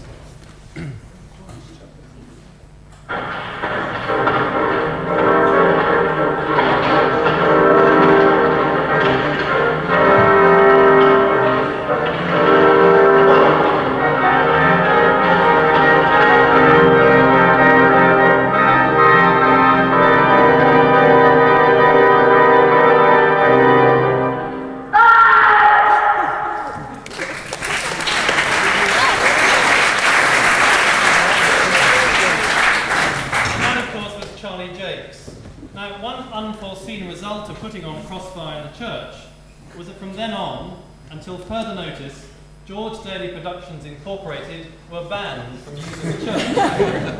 Having had whores dancing around the altar, pagan invocations to the great god Pan, and scaffolding structures to rival the Canary Wharf, the monks had understandably had enough. So in 1985 we moved back here to the assembly room for Oliver, which was another collaboration with David Noyce. The title role of Oliver was played by the angelic Tom Webb, who unfortunately we weren't able to trace for tonight, sadly. But we have, of course, Philip Robinson sitting in the audience, who was Fagin. And would you please welcome Bill Sykes, Jonathan Nickel.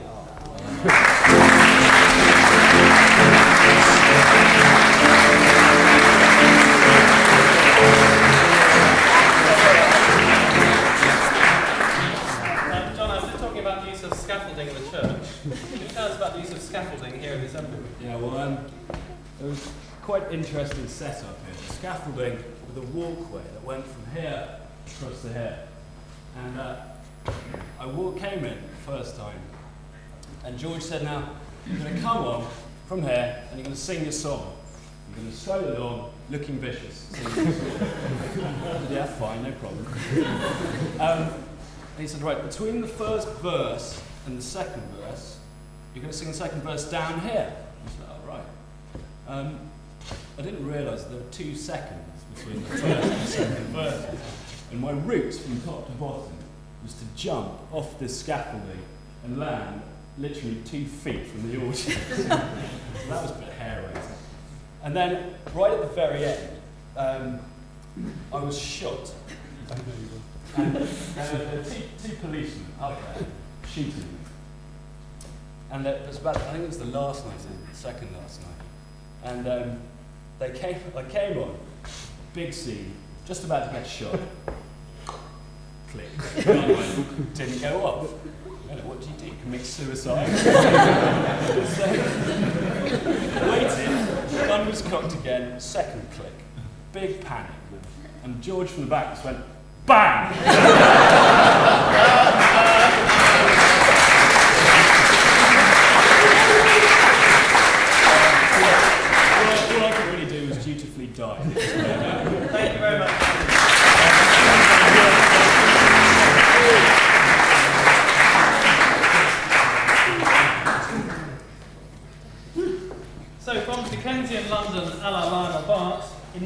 1986, George returned to the themes of justice and peace, freedom and repression, to which, as we know, he had a passionate personal commitment.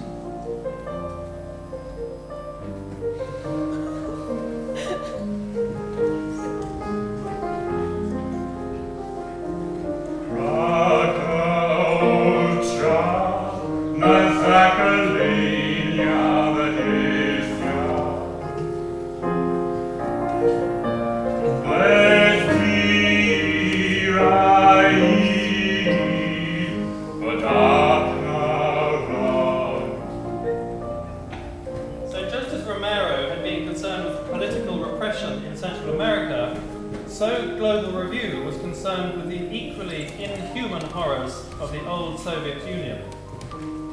By a strange quirk of fate, the two central characters of the play, Valery Baranov and Irina Ratushinskaya, both of them political prisoners, were actually released during the time of George's play. But even so, who would have guessed in 1986 to what extent the days of the old Soviet reign of terror were numbered? Sometime after the release of Valery Baranov, George's Herculean labours over Global Review received possibly the best reward he could have hoped for when Valery came to England and was persuaded to come here to work. George, I'm sure you remember that visit. Can you tell us anything about how that came about, or your impressions of meeting Valery?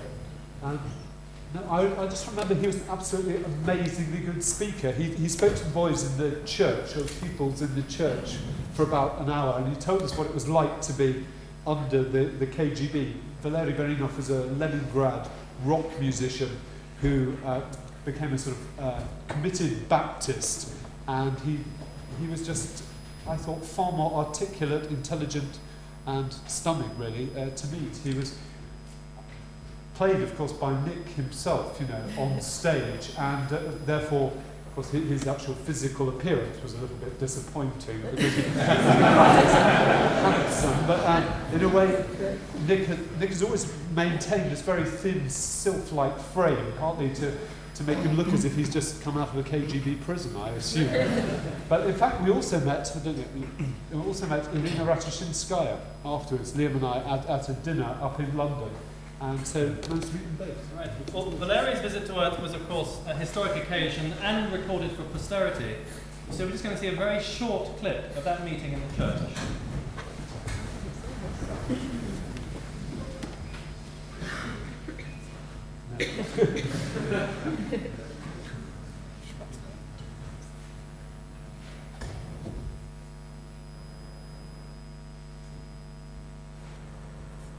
Some of you would like to buy me a proper editing suite.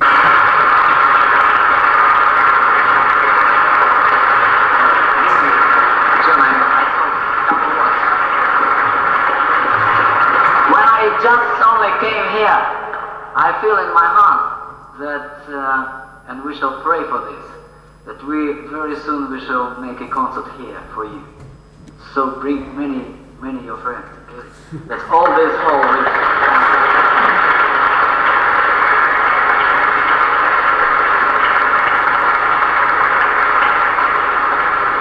Just to say that I suppose anybody at all who would like to have a personal chat afterwards with Valery would be welcome up in the lay community, and certainly all those who've been on the day of the recollection and retreat, all welcome in the lay community in about a quarter of an hour's time. Okay. Once more, I think we should express our appreciation for Valery for giving so much of himself to us.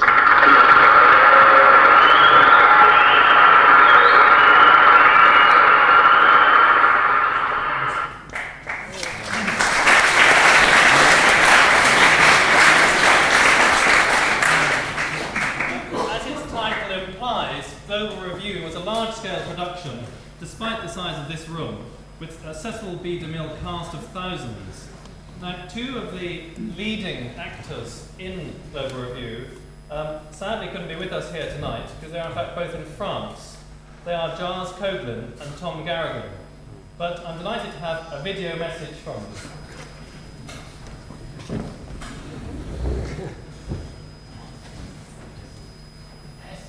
At the moment, I'm sure you're having a wonderful evening.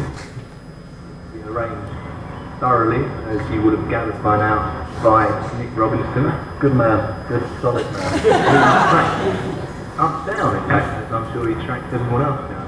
He tracked me down in my house in Kew, suburbs of London. And I promptly escaped out here to Aix-en-Provence to be with my friend Giles. But we'd like to say thank you. Thank you, that's all we come here to say. We come here to say thank you, George, for everything you've done. The football, rugby, cricket, drama. Because my dealings with you began in junior house with a part I had in a place called it's in the Technicolor Dream Place.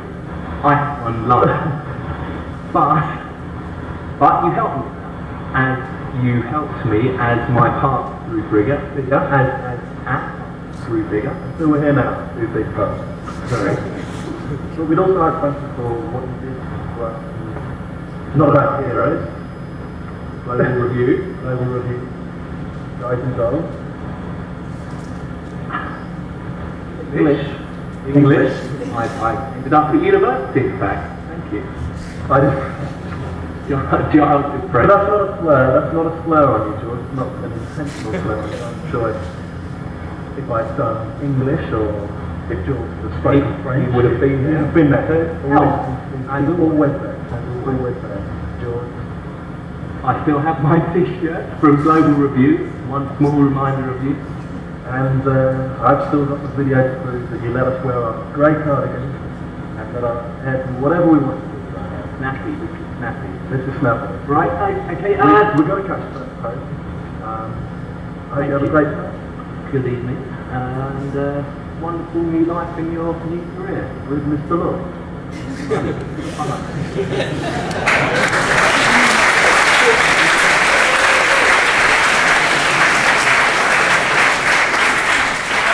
Considering that Giles and Tom were two of the leading actors during their six-month work, I have to say that Liam and I, when we received that video, were a little bit disappointed. So last night, at great expense, we flew over from France, Giles and Tom!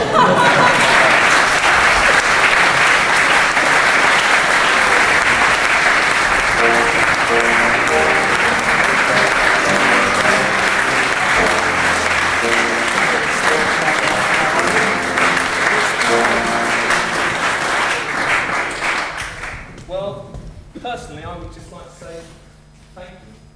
Yeah, thank you. I would personally as well. Thank you. But we did kind of knock together very roughly, I'm afraid. It was all rather quick. It's this little thing that we thought might remind people who you had in your plays. Just a reminder of how you warmed us up.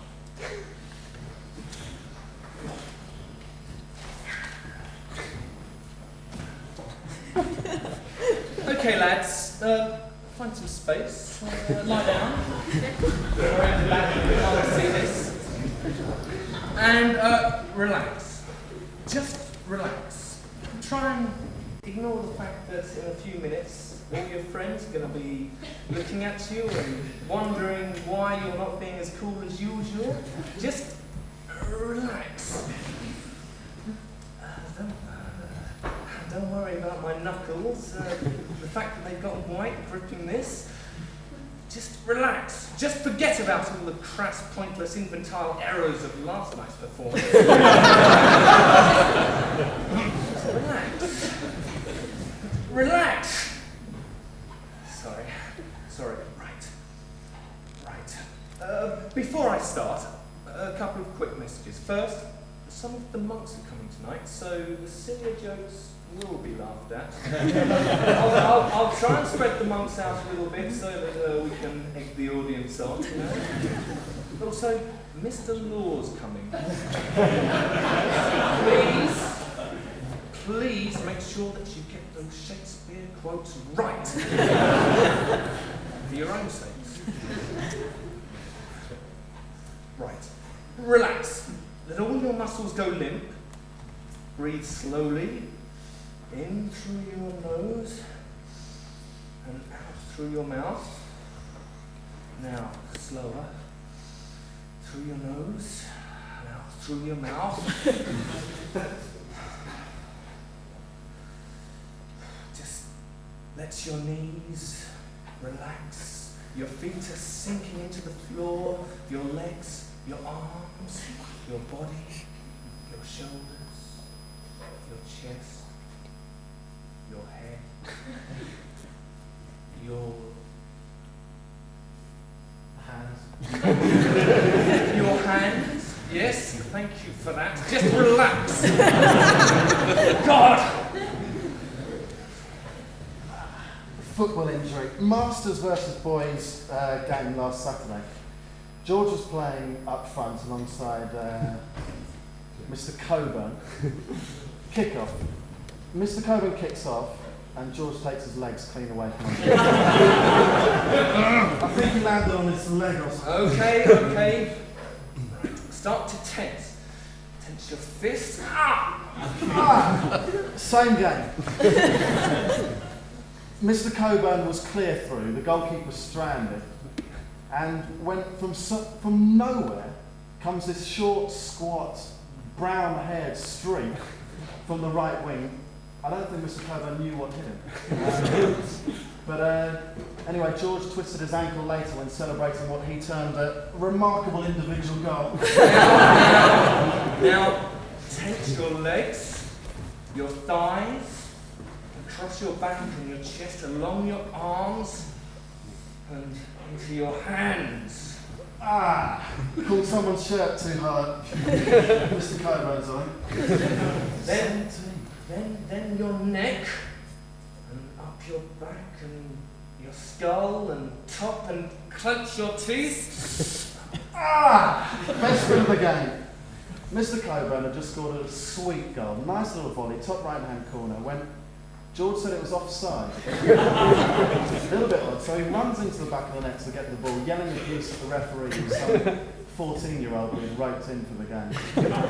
When he tripped over the netting and cracked his jaw on the ground. Now, relax. Put everything out of your mind. All your problems in school, hassle, leave it all to the side. Forget everything to do with work life. Empty your head. Now, think carefully about your part, how you relate to others, yourself, inner self. Remove yourself from the self. Become your I. Become a becoming. Grow your hair long. Drop out of school. Tune in. Tune out. Drop out. That's it.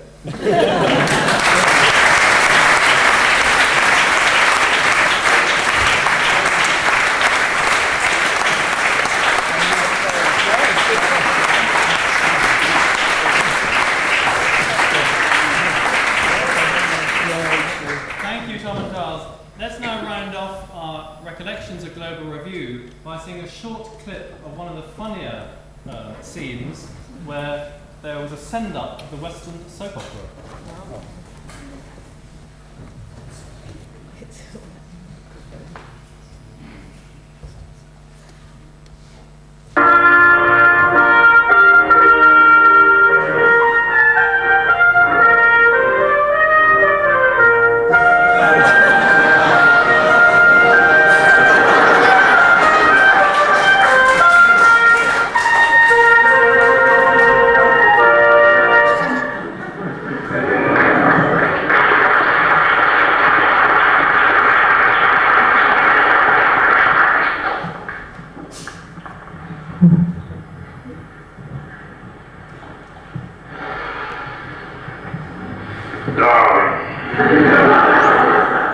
I got some bad news for you.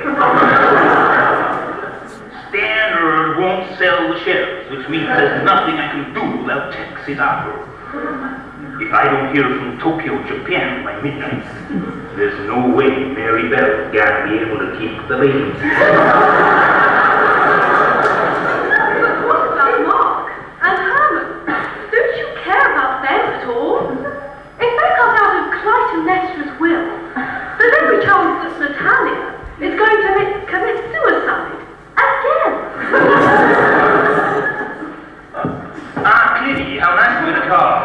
Can I offer you a drink? I know you. Witch bread. The only drink you'd like to offer me is a pollution cocktail of oil slips and horse droppings. Why don't you flaunt your way back to the sleep at Clytemnestra? There's no place for you here. It's obvious that you just want to come between Beth and me. Ha! Don't flatter yourself, shoulders. I wouldn't want to spoil the fun that a geriatric cuckold and a sanctimonious haystack could concoct between them. When I finish with you two, y'all wish you died in your daughter's second fatal plane crash. Yes, Shakespeare, what is it? It's Mr. Cliff, sir. He's gone and hanged himself.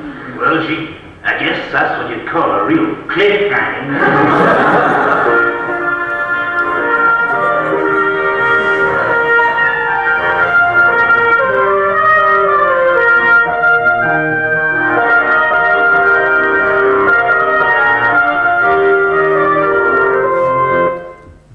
Thank you, Philip.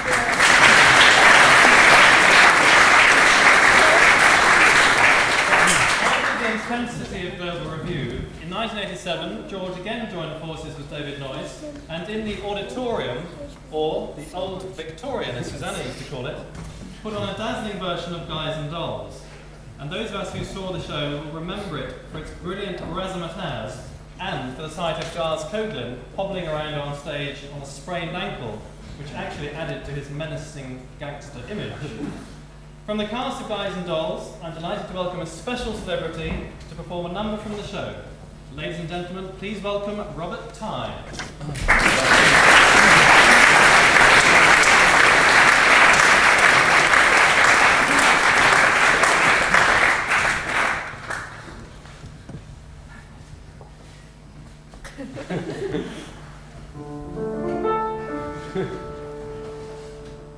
I dreamed last night I got on a boat to heaven, and by some chance I had brought my dice along, and there I stood, and I hollered, someone fade me, but the passengers, they know right from wrong,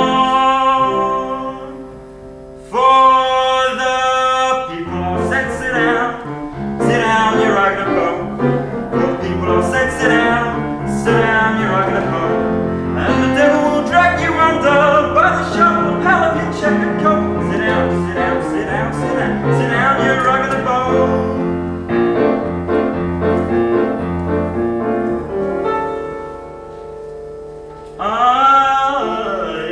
I sailed away on that little boat to heaven, and by some chance found a bottle in my fist. And there I stood, nicely passing out the whiskey, but the passengers were bound to resist. For the Lord said beware, you're on a heavenly trip. For the people all said beware, beware you scuttle the ship. And the devil will drag you under by the fancy tyrant and break your throat. Sit down, sit down, sit down, sit down, sit down, you're rocking the boat. And as I laughed at those passengers to heaven, a great big wave came and washed me overboard. And as I sank and I hollered, someone save me, that's the moment I woke up, thank the Lord.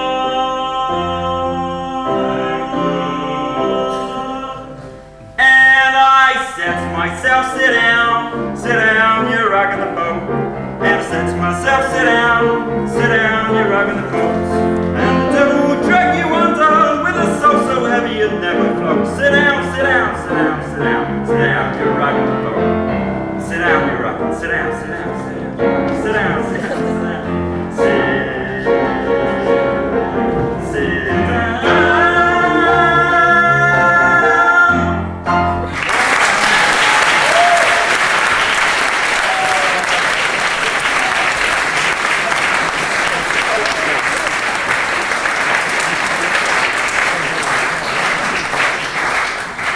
Thank you, Rob, and also Charles for holding the microphone. Now, after Guys and Dolls, George left the world of musical theatre for the first time since King Lear.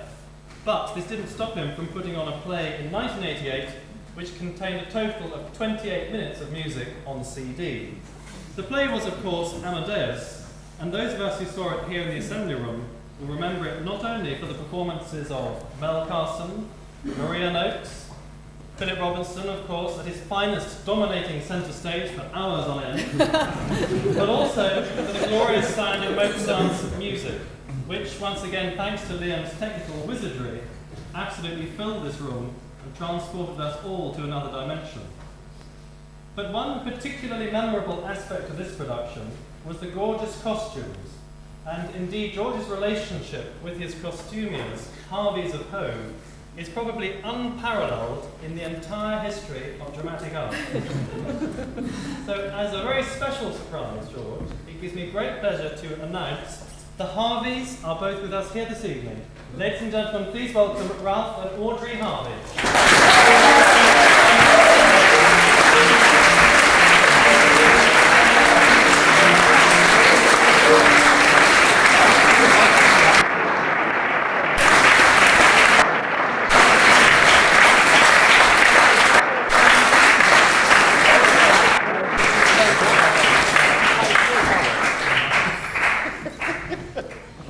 Well, we've known George for a number of years. You've probably gathered.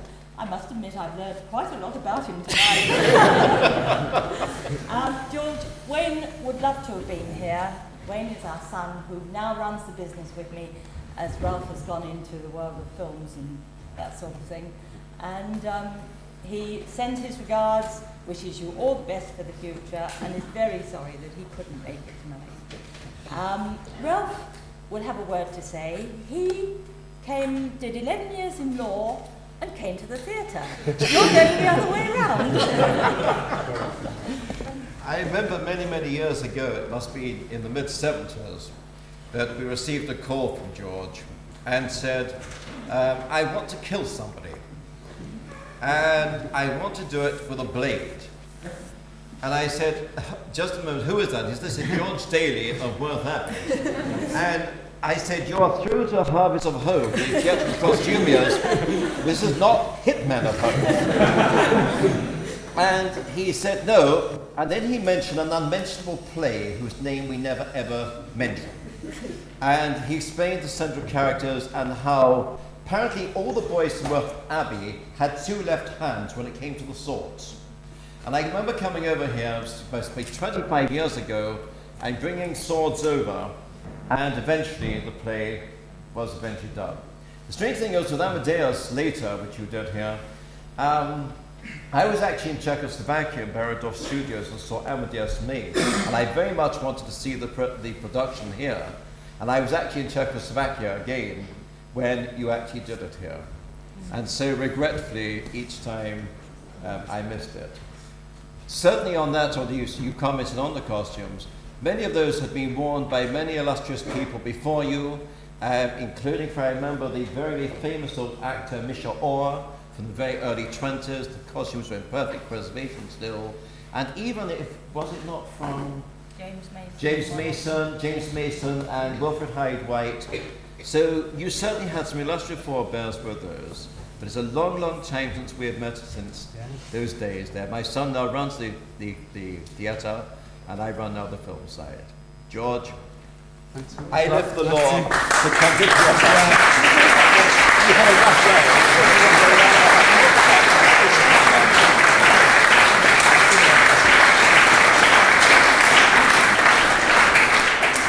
Just to show off the costumes from Amadeus, we've just chosen a short clip which I hope you'll agree will show the excellence of the Harveys costumes.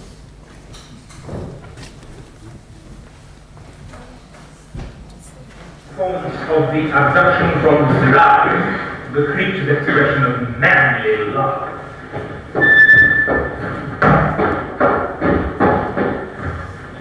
He himself contrived to wear on the occasion an even more vulgar coat than usual.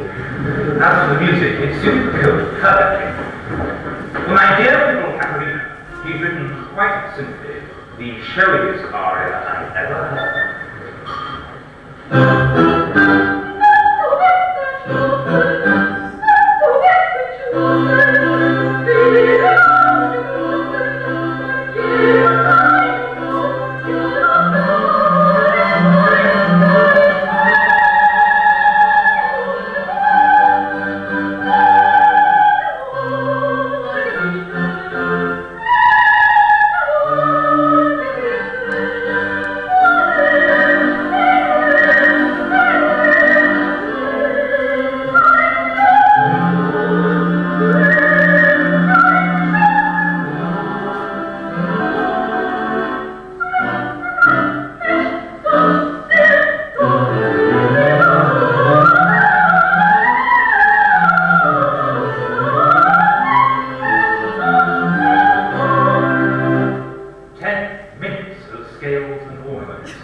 Amounting in sum to a vast emptiness. So ridiculous was the piece, in fact, so much what might be demanded by a foolish young soprano, that I knew exactly what Mozart must have demanded in return for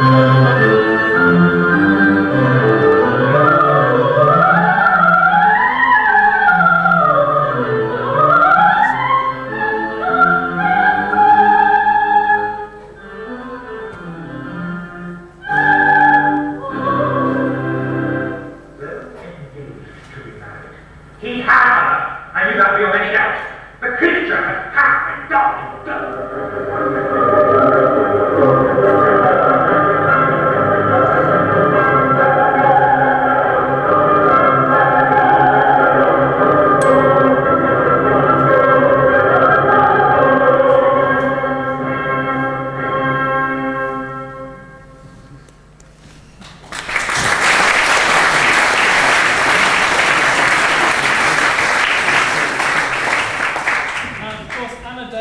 Was Mel Carson's first major role, but it wasn't until the following year that he finally got his own show, as it were, playing the lead role in Romero 2.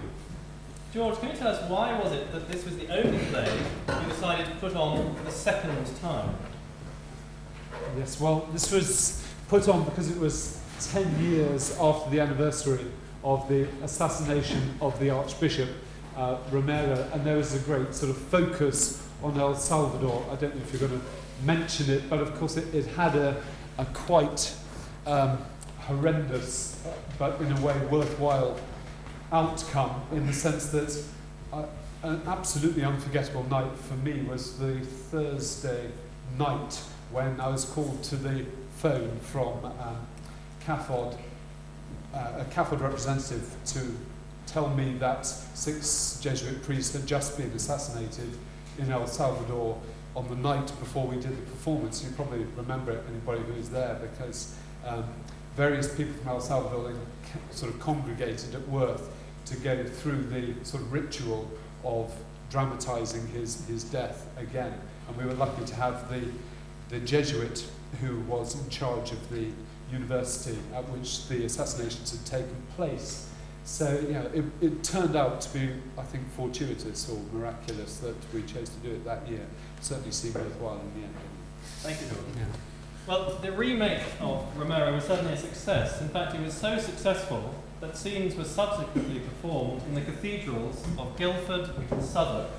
And the Lancing College Choir also performed some of the numbers in their magnificent chapel. But the production also attracted the attention of the media. And let's now just look at a special TV feature on Romero, which was done by TVS.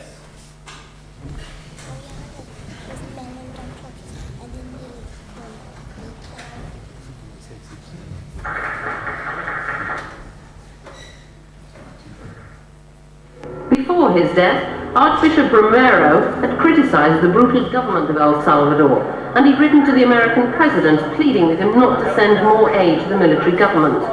But his political stand on the side of the poor cost him his life, although his murderers have never been brought to justice.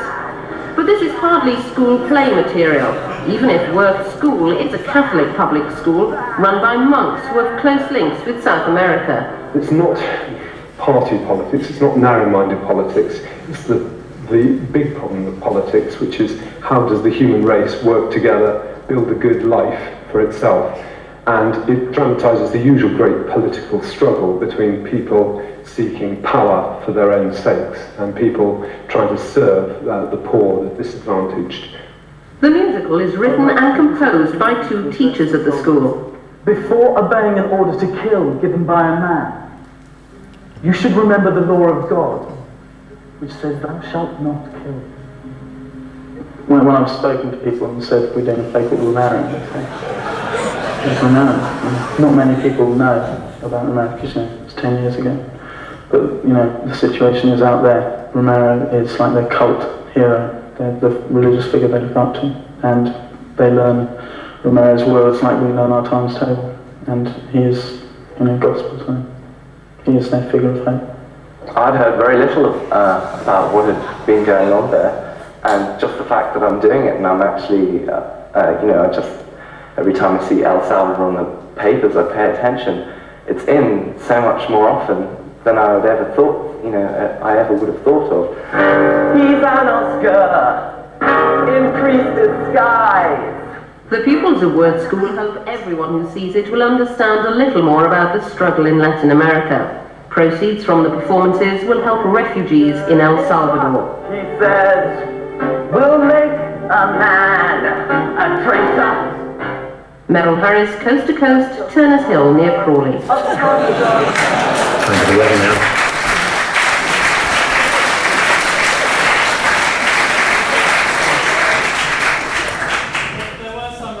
Features about the remake of Romero. George has already mentioned the killing of the 6 Jesuits on the night of our second performance when we heard about it. But another special feature was the technical assistance which we were able to have for that production, given by an old Worth boy, Sebastian White, who was at the time working for the BBC, but also by Sue Hodge, an actress well known for the series on BBC One, Allo Allo. And with their assistance, a magnificent video recording was made of that production. Those of us who were involved will never forget having stayed up till at least 3 o'clock in the morning to get that recording finished. But here at Worth as a pupil, Sebastian White started behind the scenes in Romero 1 as a helper, but then moved on to centre stage to perform. Ladies and gentlemen, would you please welcome both Sebastian White and Sue Hodge.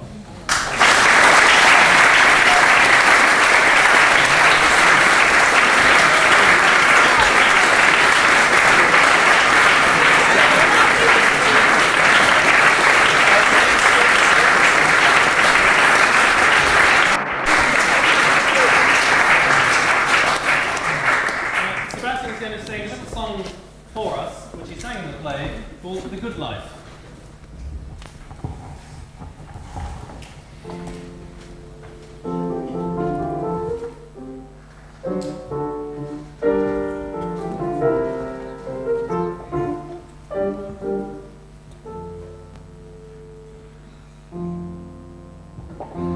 Could it be in Mother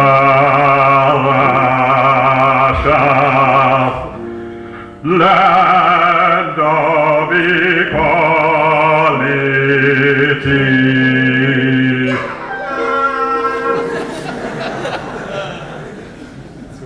Land of the KGB.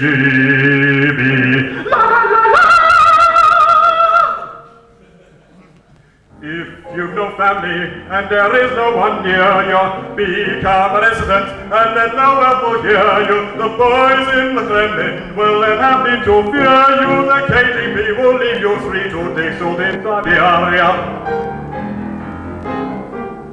If you're from Poland and too proud of your nation, we have a cure for psychiatric patients. We'll come and help you, don't call it an invasion. Afghanistan's not been a plan for worldwide domination. If you like freedom and think the party's fickle, you'll soon discover electric shocks can tickle. Your wife and family are in a pretty pickle. You'll feel the blows and taste the yet, the hammer and sickle.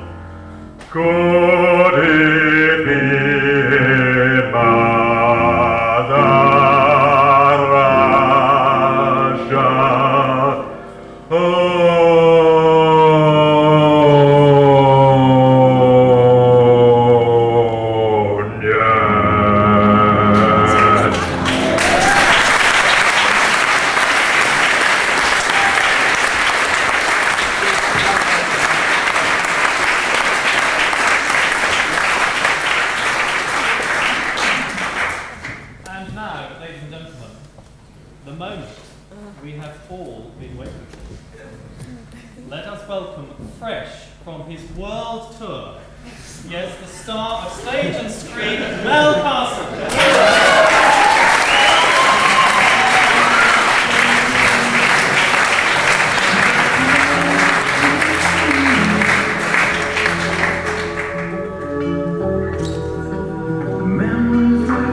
That's a recording of his latest hit, available in the foyer afterwards.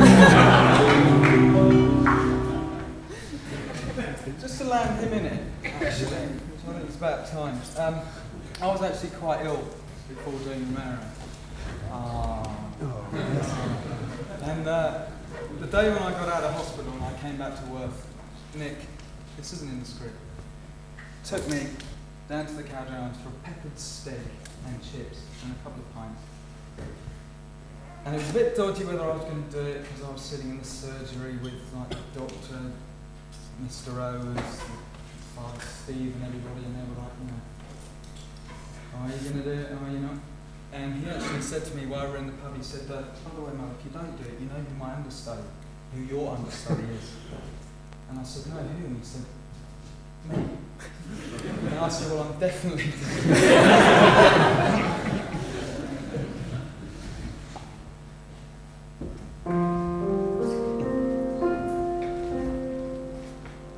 My friend, what have you done to them? How have you aggrieved them? Now you can't answer me. Yet in my heart I understand. You preach the gospel of Christ in a foreign land. You taught me how to sympathize. You said we'd have to pay this price, but all these words are stilled in blood, by blood of martyrs this world is judged. Now this is my Gethsemane, take this cup away from me. I cannot drink this blood, yet I could never realize you taught me how to see this world through your burning eye. We sang the Dies Irae and Liberam et Domine, but I'm the one who stood in fear and trembling. Now it's so clear.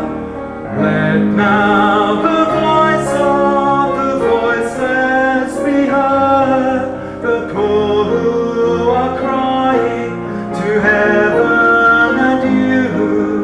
Jesus commands us go and humbly minister to them, and leave plot to overthrow. And yet even it's called another target for the guns, another plot to overthrow this government of hate.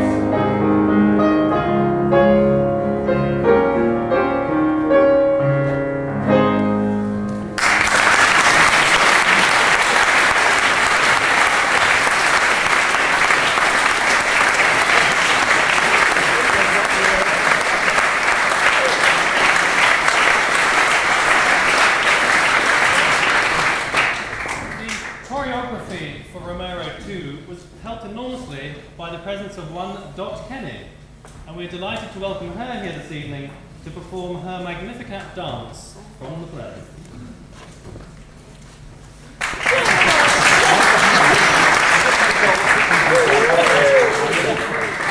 George, I've been asked to dance for you Yes, tonight. thanks. So I thought, Not taking rather place. than actually standing around the back and warming up, I do the warming up here, actually. Before I actually do anything, I did Crossfire as well as Romero with George, and we worked on the movement. And I only have two things, I think, that will always stay on my mind in terms of the movement, and that's the following. It's side together, stop. Side together, stop. And this is the difficult bit. Forward and left and back and stop and forward and left and back and stop. We did the same with the staff in Dracula Spectacular. It took 4 weeks. Anyway, I've been asked to do the Magnificat, so you can all sit back and don't do it. Don't wait.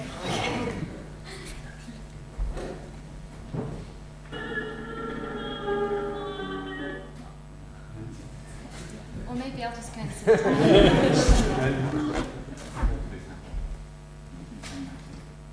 In the meantime, we're going to make a few jokes and George is going to kick off.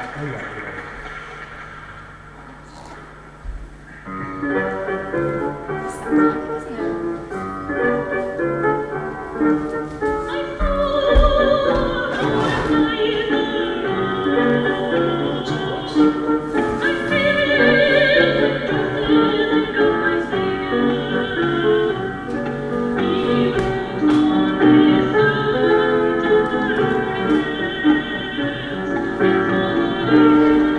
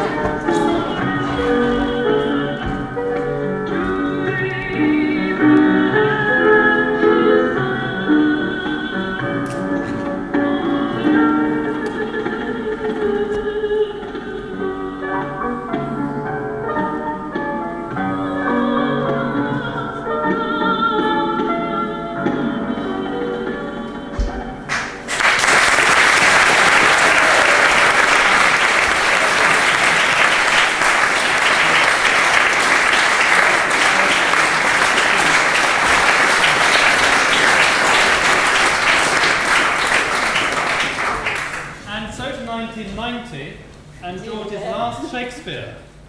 But who but George would choose to put on A Midsummer Night's Dream in mid-February? In fact, the weather during that week of the performances was so appalling that not only did many of the audience not make it, but on one occasion, a member of the cast couldn't get here. Angela, I think you remember this well. Have you got that book, Carol? The A to Z of Athens. I had 2 hours, I think, to learn how to be Hermia. And George came up with this stunning idea of sticking all the words in here, and they're still here. And I cherish this. I think my worst point, I learnt some of the words actually, because they're not very difficult. I knew they, but I was playing opposite PJ, and those of you who know PJ, live, young, handsome. And the worst line I had to say was, "I'll spunt, too old to be engaged to young." And the whole audience, and Roger Stokes, I remember, but it was great fun, I enjoyed it, and I was actually quite disappointed when she turned up the next night. Thank you, Angela.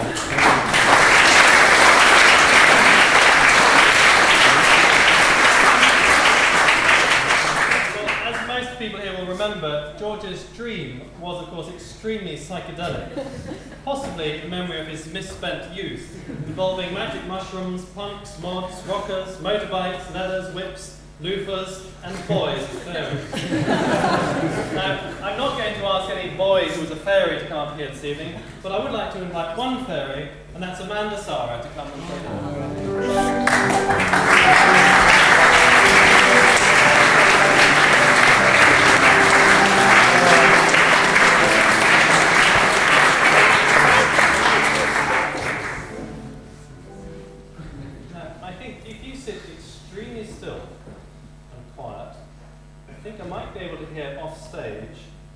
Disgruntled Helena in the wing.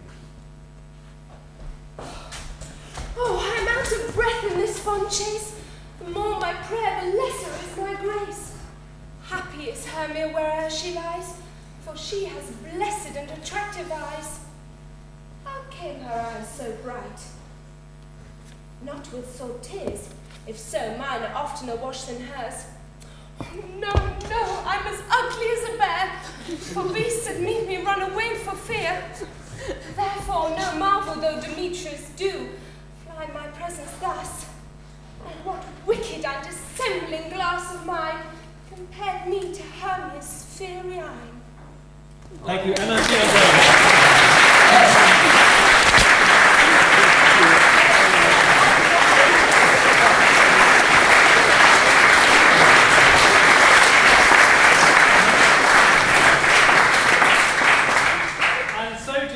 Last play, at least at the time being, The Royal Huntsman's Son was in some ways an obvious choice. The monks at Worth have close links and a long-standing connection with Peru, and 1992 is the 500th anniversary of the discovery of South America. But rather less obvious was the choice of venue, the Horth in Crawley. Despite the enormous logistical problems this caused, the production was universally acclaimed as a resounding success, and like Romero, it too attracted some media attention. No prizes, George, for recognising the owner of this voice replying to a question about the play being a strange form of celebration. A celebration of this extraordinary event in history, and a celebration too of the present reality of Latin America, where of course the native peoples still suffer a great deal. And we certainly feel that one of the things that we need to do in Europe in 1992 is not to become so obsessed with Europe being what 1992 is about, but also to keep alive the reality of many suffering peoples in Latin America who have suffered at the hands of Europe, and not to forget them. A real One World Week finale. It would be a real One World Week finale, that's right. Yes, it follows on very nicely after that. That's the Inca Lament performed by members of the staff of Worth Abbey School. And before that, Derek Hansen talking to Christopher Jamison. The Royal Hunt of the Sun runs for 3 nights from Wednesday to Friday of this week, at 8 o'clock in the evening. Tickets are £5, £4 for concession, and they're available from the Horse box office on Crawley. That's 029. Well, of course that was Father Christopher, but in the background, the Ink Lament which you heard was in fact composed by Alan Clay. Alan.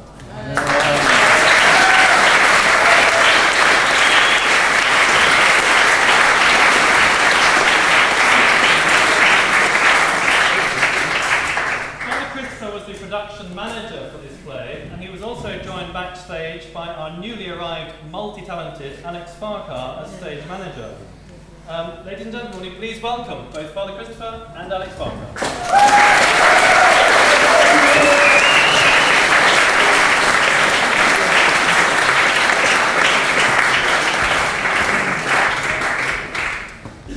Georgian ladies and gentlemen, I don't think I need to introduce myself to anybody in the room, but perhaps especially the people over here might need introducing to Alex Farquhar, who joined the staff in September last year.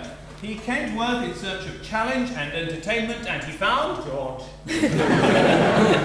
And it was at a bad moment. My colleagues will know that feeling when George hoves across the common room, invigilation timetable in hand, glint in eye. George has made a decision. George had made a decision when I arrived here, and that was that Worth should produce Royal Hunt of the Sun, the Peter Shaffer play. And just to keep it simple, we should do it in the new, spankingly professional theatre in Crawley, the Hall. Just to keep it simple. Well, after a faltering start, we decided the answer was to do it by the book. By this book, Stage Management and Theatre Administration for Beginners. Thrust into my hand, tells you what to do, when to do it, how to do it, and even what titles you can take on while doing it. Thus, I became stage manager.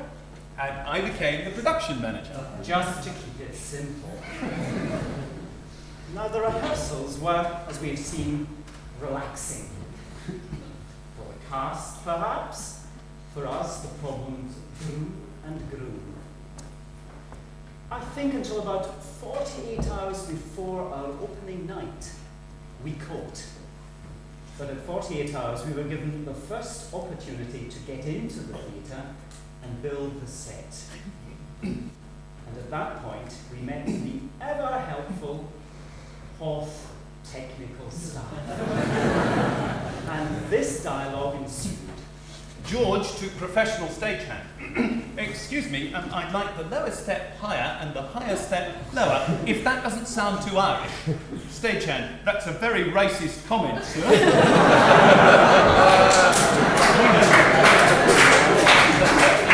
George? Oh, no, not really. I'm Irish myself. My name's Daly. That doesn't matter. It's still a very racist comment, sir.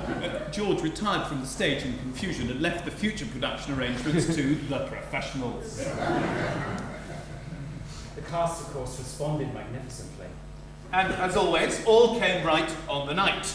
Everything seemed to go well. 1,000 people came to the halls during that week and heard the retelling of the story of the Spanish conquest of Peru. Night by night, the peace of Crawley was shattered by cries of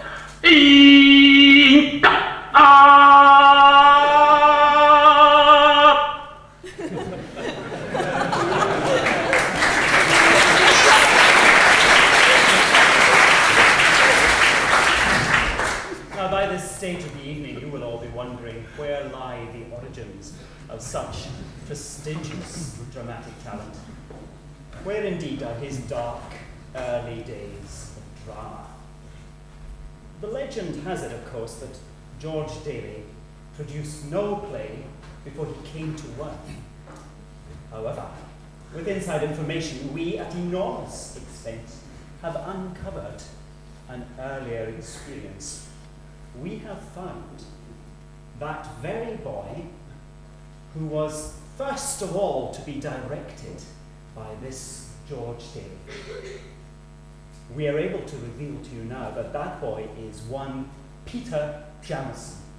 And for those who do not recognize the name, that is... me! I was a first-year boy at Downside at the time. and I was put on stage as one Belinda in Peter Schaffer's Public Eye. I wore a fetching miniskirt and a three-piece wig.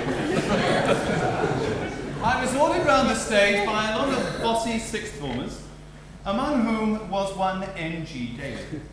So George's dramatic story began with Schaeffer, Peter Schaffer, and it has come to a happy conclusion, for the moment, with Peter Schaffer as well, The Royal Hunt of the Sun. So I'd like to say thank you to George from everybody in The Royal Hunt of the Sun, but I think Alex and I are here too to say a very special thank you from all the staff who worked with George over the years. Doing the boys' plays was not only educational for the boys, it was educational for the staff, not only enjoyable for the boys, but it was very enjoyable for the staff because George is always so encouraging to everybody and so unbelievably patient with everybody, including and perhaps especially the staff. So George, thank you from the Royal Hunt of the Sun, and thank you especially from all the staff who had the privilege of working with you.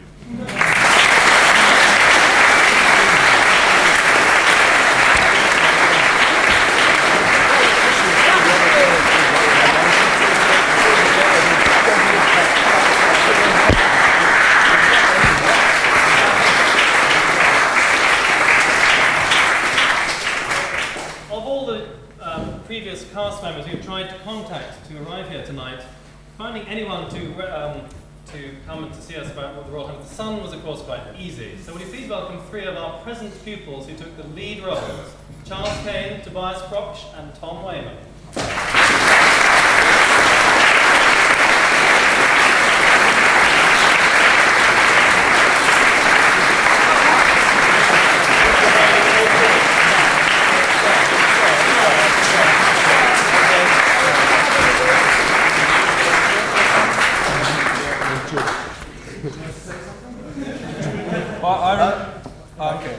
One of my most fondest memories was, well, I've been seeing Mr. Daly's, George Sir's productions for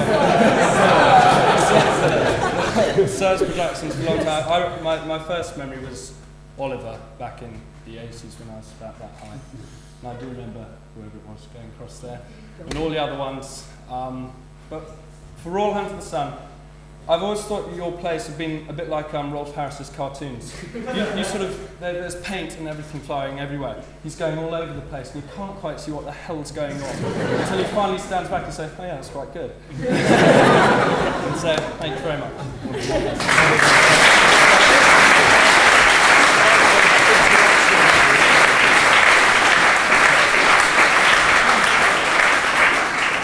Charlie's just about to desert me. We actually decided we should probably do one scene of the play, which we actually never got around to really finalise it, work it out, which was the dance. And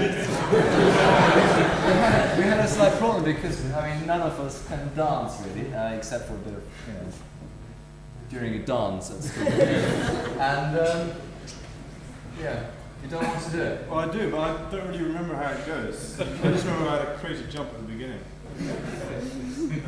Okay, we start with the text. Okay, I've got. You can imagine me with 2 earrings on, okay? Take one off and give it.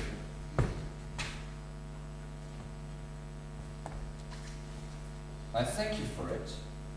I never seemed so distinguished to myself.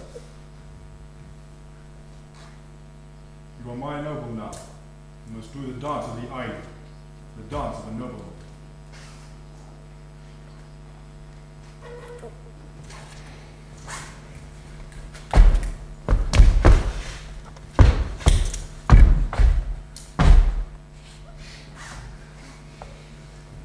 Dance.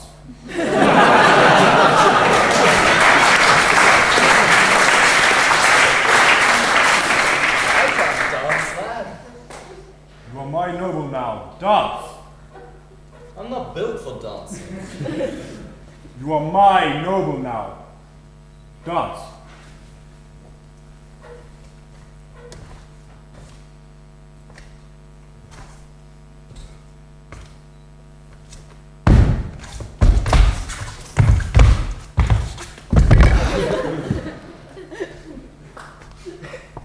You make me laugh.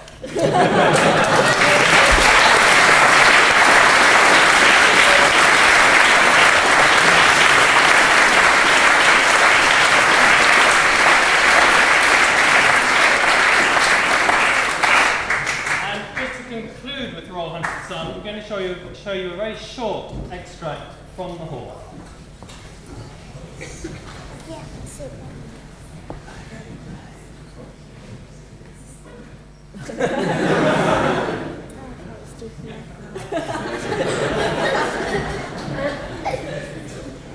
Back to Spain. No, sir.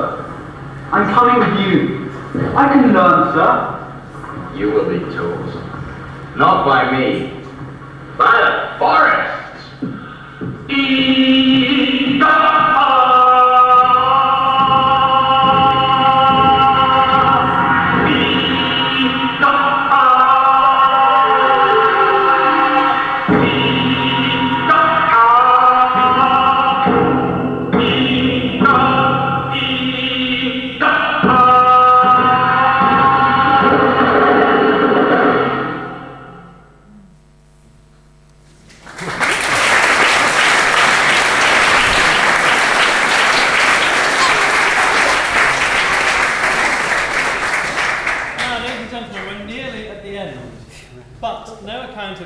Contribution to drama at Worth will be complete without an account of 3 of his most important productions, the staff plays. Now, I'm going to forget about dates now and look first at Tom Stoppard's Real Inspector Hound, which included, of course, Angela, Paul and Carol Miller, Philip Robinson, Martin Percy at the back. But most important of all, one member of cast was Jeremy Dowling.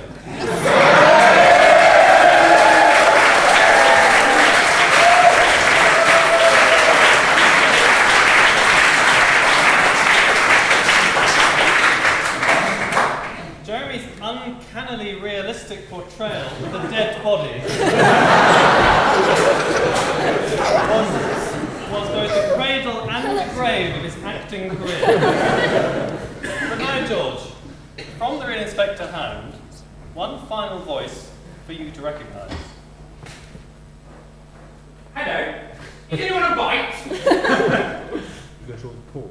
Welcome, Paul Thompson.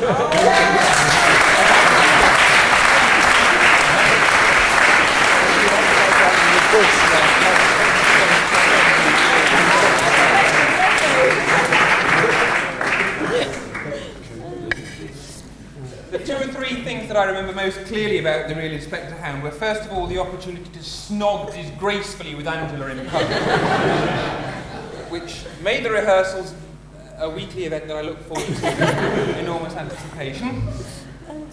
Secondly, as has just been mentioned, Jeremy's portrayal of the dead body, which I think it's fair to say broke new ground.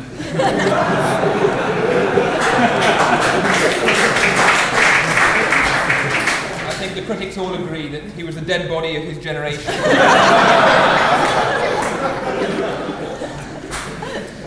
And finally, one of my most persistent memories of the Real Inspector Hound was of Mrs. Mob, admirably played by James Coburn, who, if you remember the Real Inspector Hound, and it's a long time to cast your memories back, but basically, every so often, James had to go and turn a radio on. This radio would announce events that were happening in the Essex marshes where he was, where his play was unfolding. And James had to express surprise, which he did by shrieking, "Essex!" like this. And I still find it very difficult to hear news items.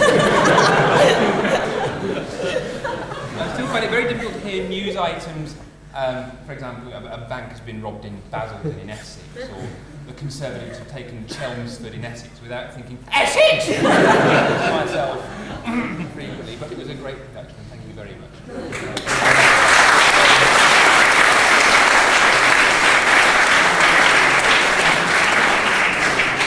The next staff play I want you to remember was Acorn's Absurd Person Singular. Now, most of the cast you've already met, George, but can you remember who it was who spent the entire play trying to commit suicide by putting her head in the oven? Flora. Yes. Yeah. Welcome, Flora Coburn.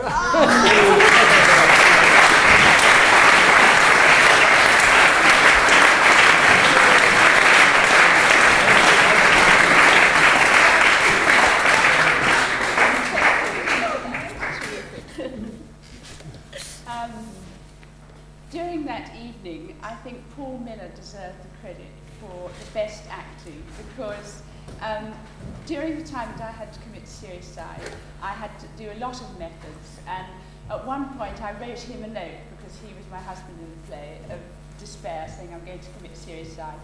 And Paul was very splendidly dressed in a pair of very tight yellow trousers. And the note I actually wrote him, which he had to pick up and read, said, "Your flies are undone."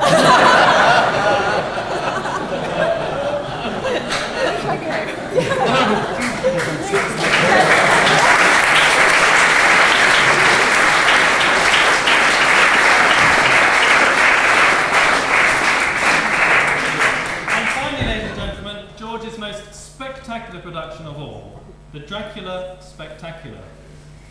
Now, I wonder what will happen if I just ring the spell. You fangs!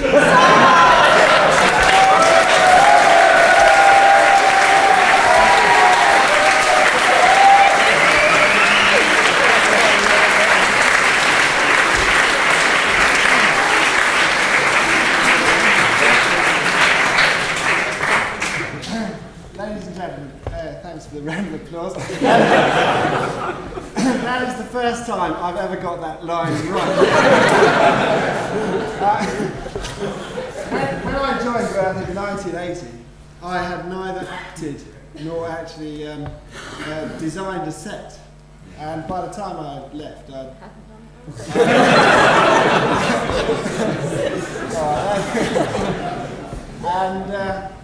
now, George taught me a great deal about that, nothing about football. He did teach me a lot about designing and building sets, and also about acting. I got better, I think.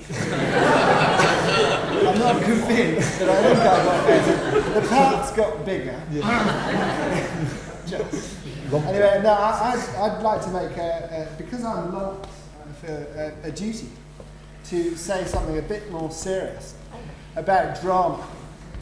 George is very responsible for the wonderful standard of drama at Worth certainly since I've been in school, and I think it's terribly important to a school like Worth to have a tremendous drama department, and I hope there is going to be somebody who is going to pick up where George has left off, because it's going to be a very, very difficult act to follow, as you all appreciate.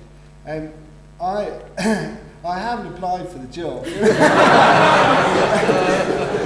I do wish the very best of luck to whoever takes over from George, because he's got a tremendous task to fulfil, and I know that all of you will miss George dreadfully. I miss him, and I miss him for the last couple of years. It's great to see you, and I'm very sorry that you're leaving Worth, as I'm sorry to have left myself in many ways.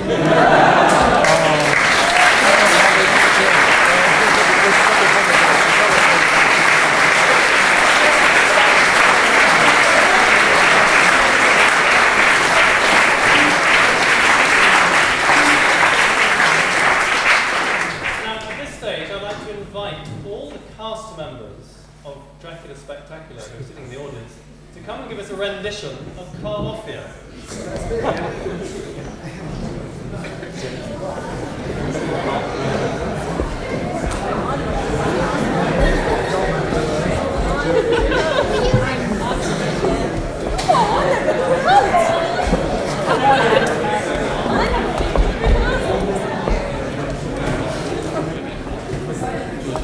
Posture.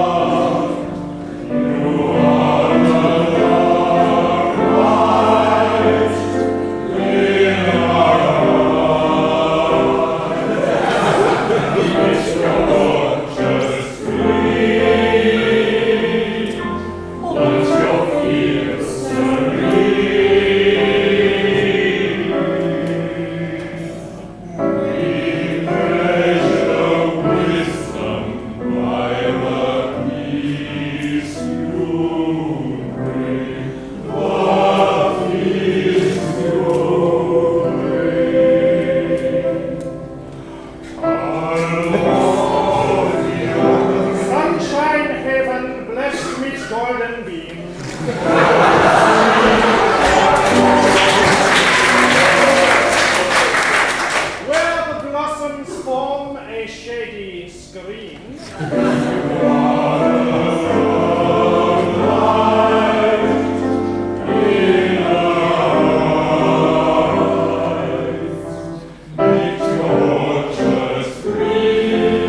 Sees the petals floating down the sky. As your letters whispering this reply.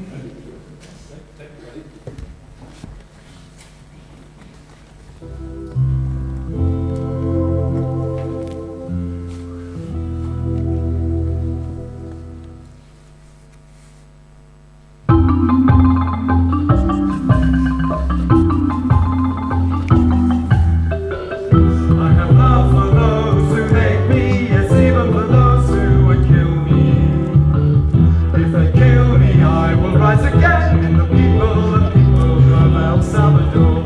Tell them that I pardon and bless those who do it. Pardon and bless those who do it. But I wish that they would realize that they're wasting their time. They're wasting their time. Why can't they realize that they're wasting their time? They're wasting their time. A bishop may die, but the church of God, which is the people, will never die, will never die, will never die, will never die.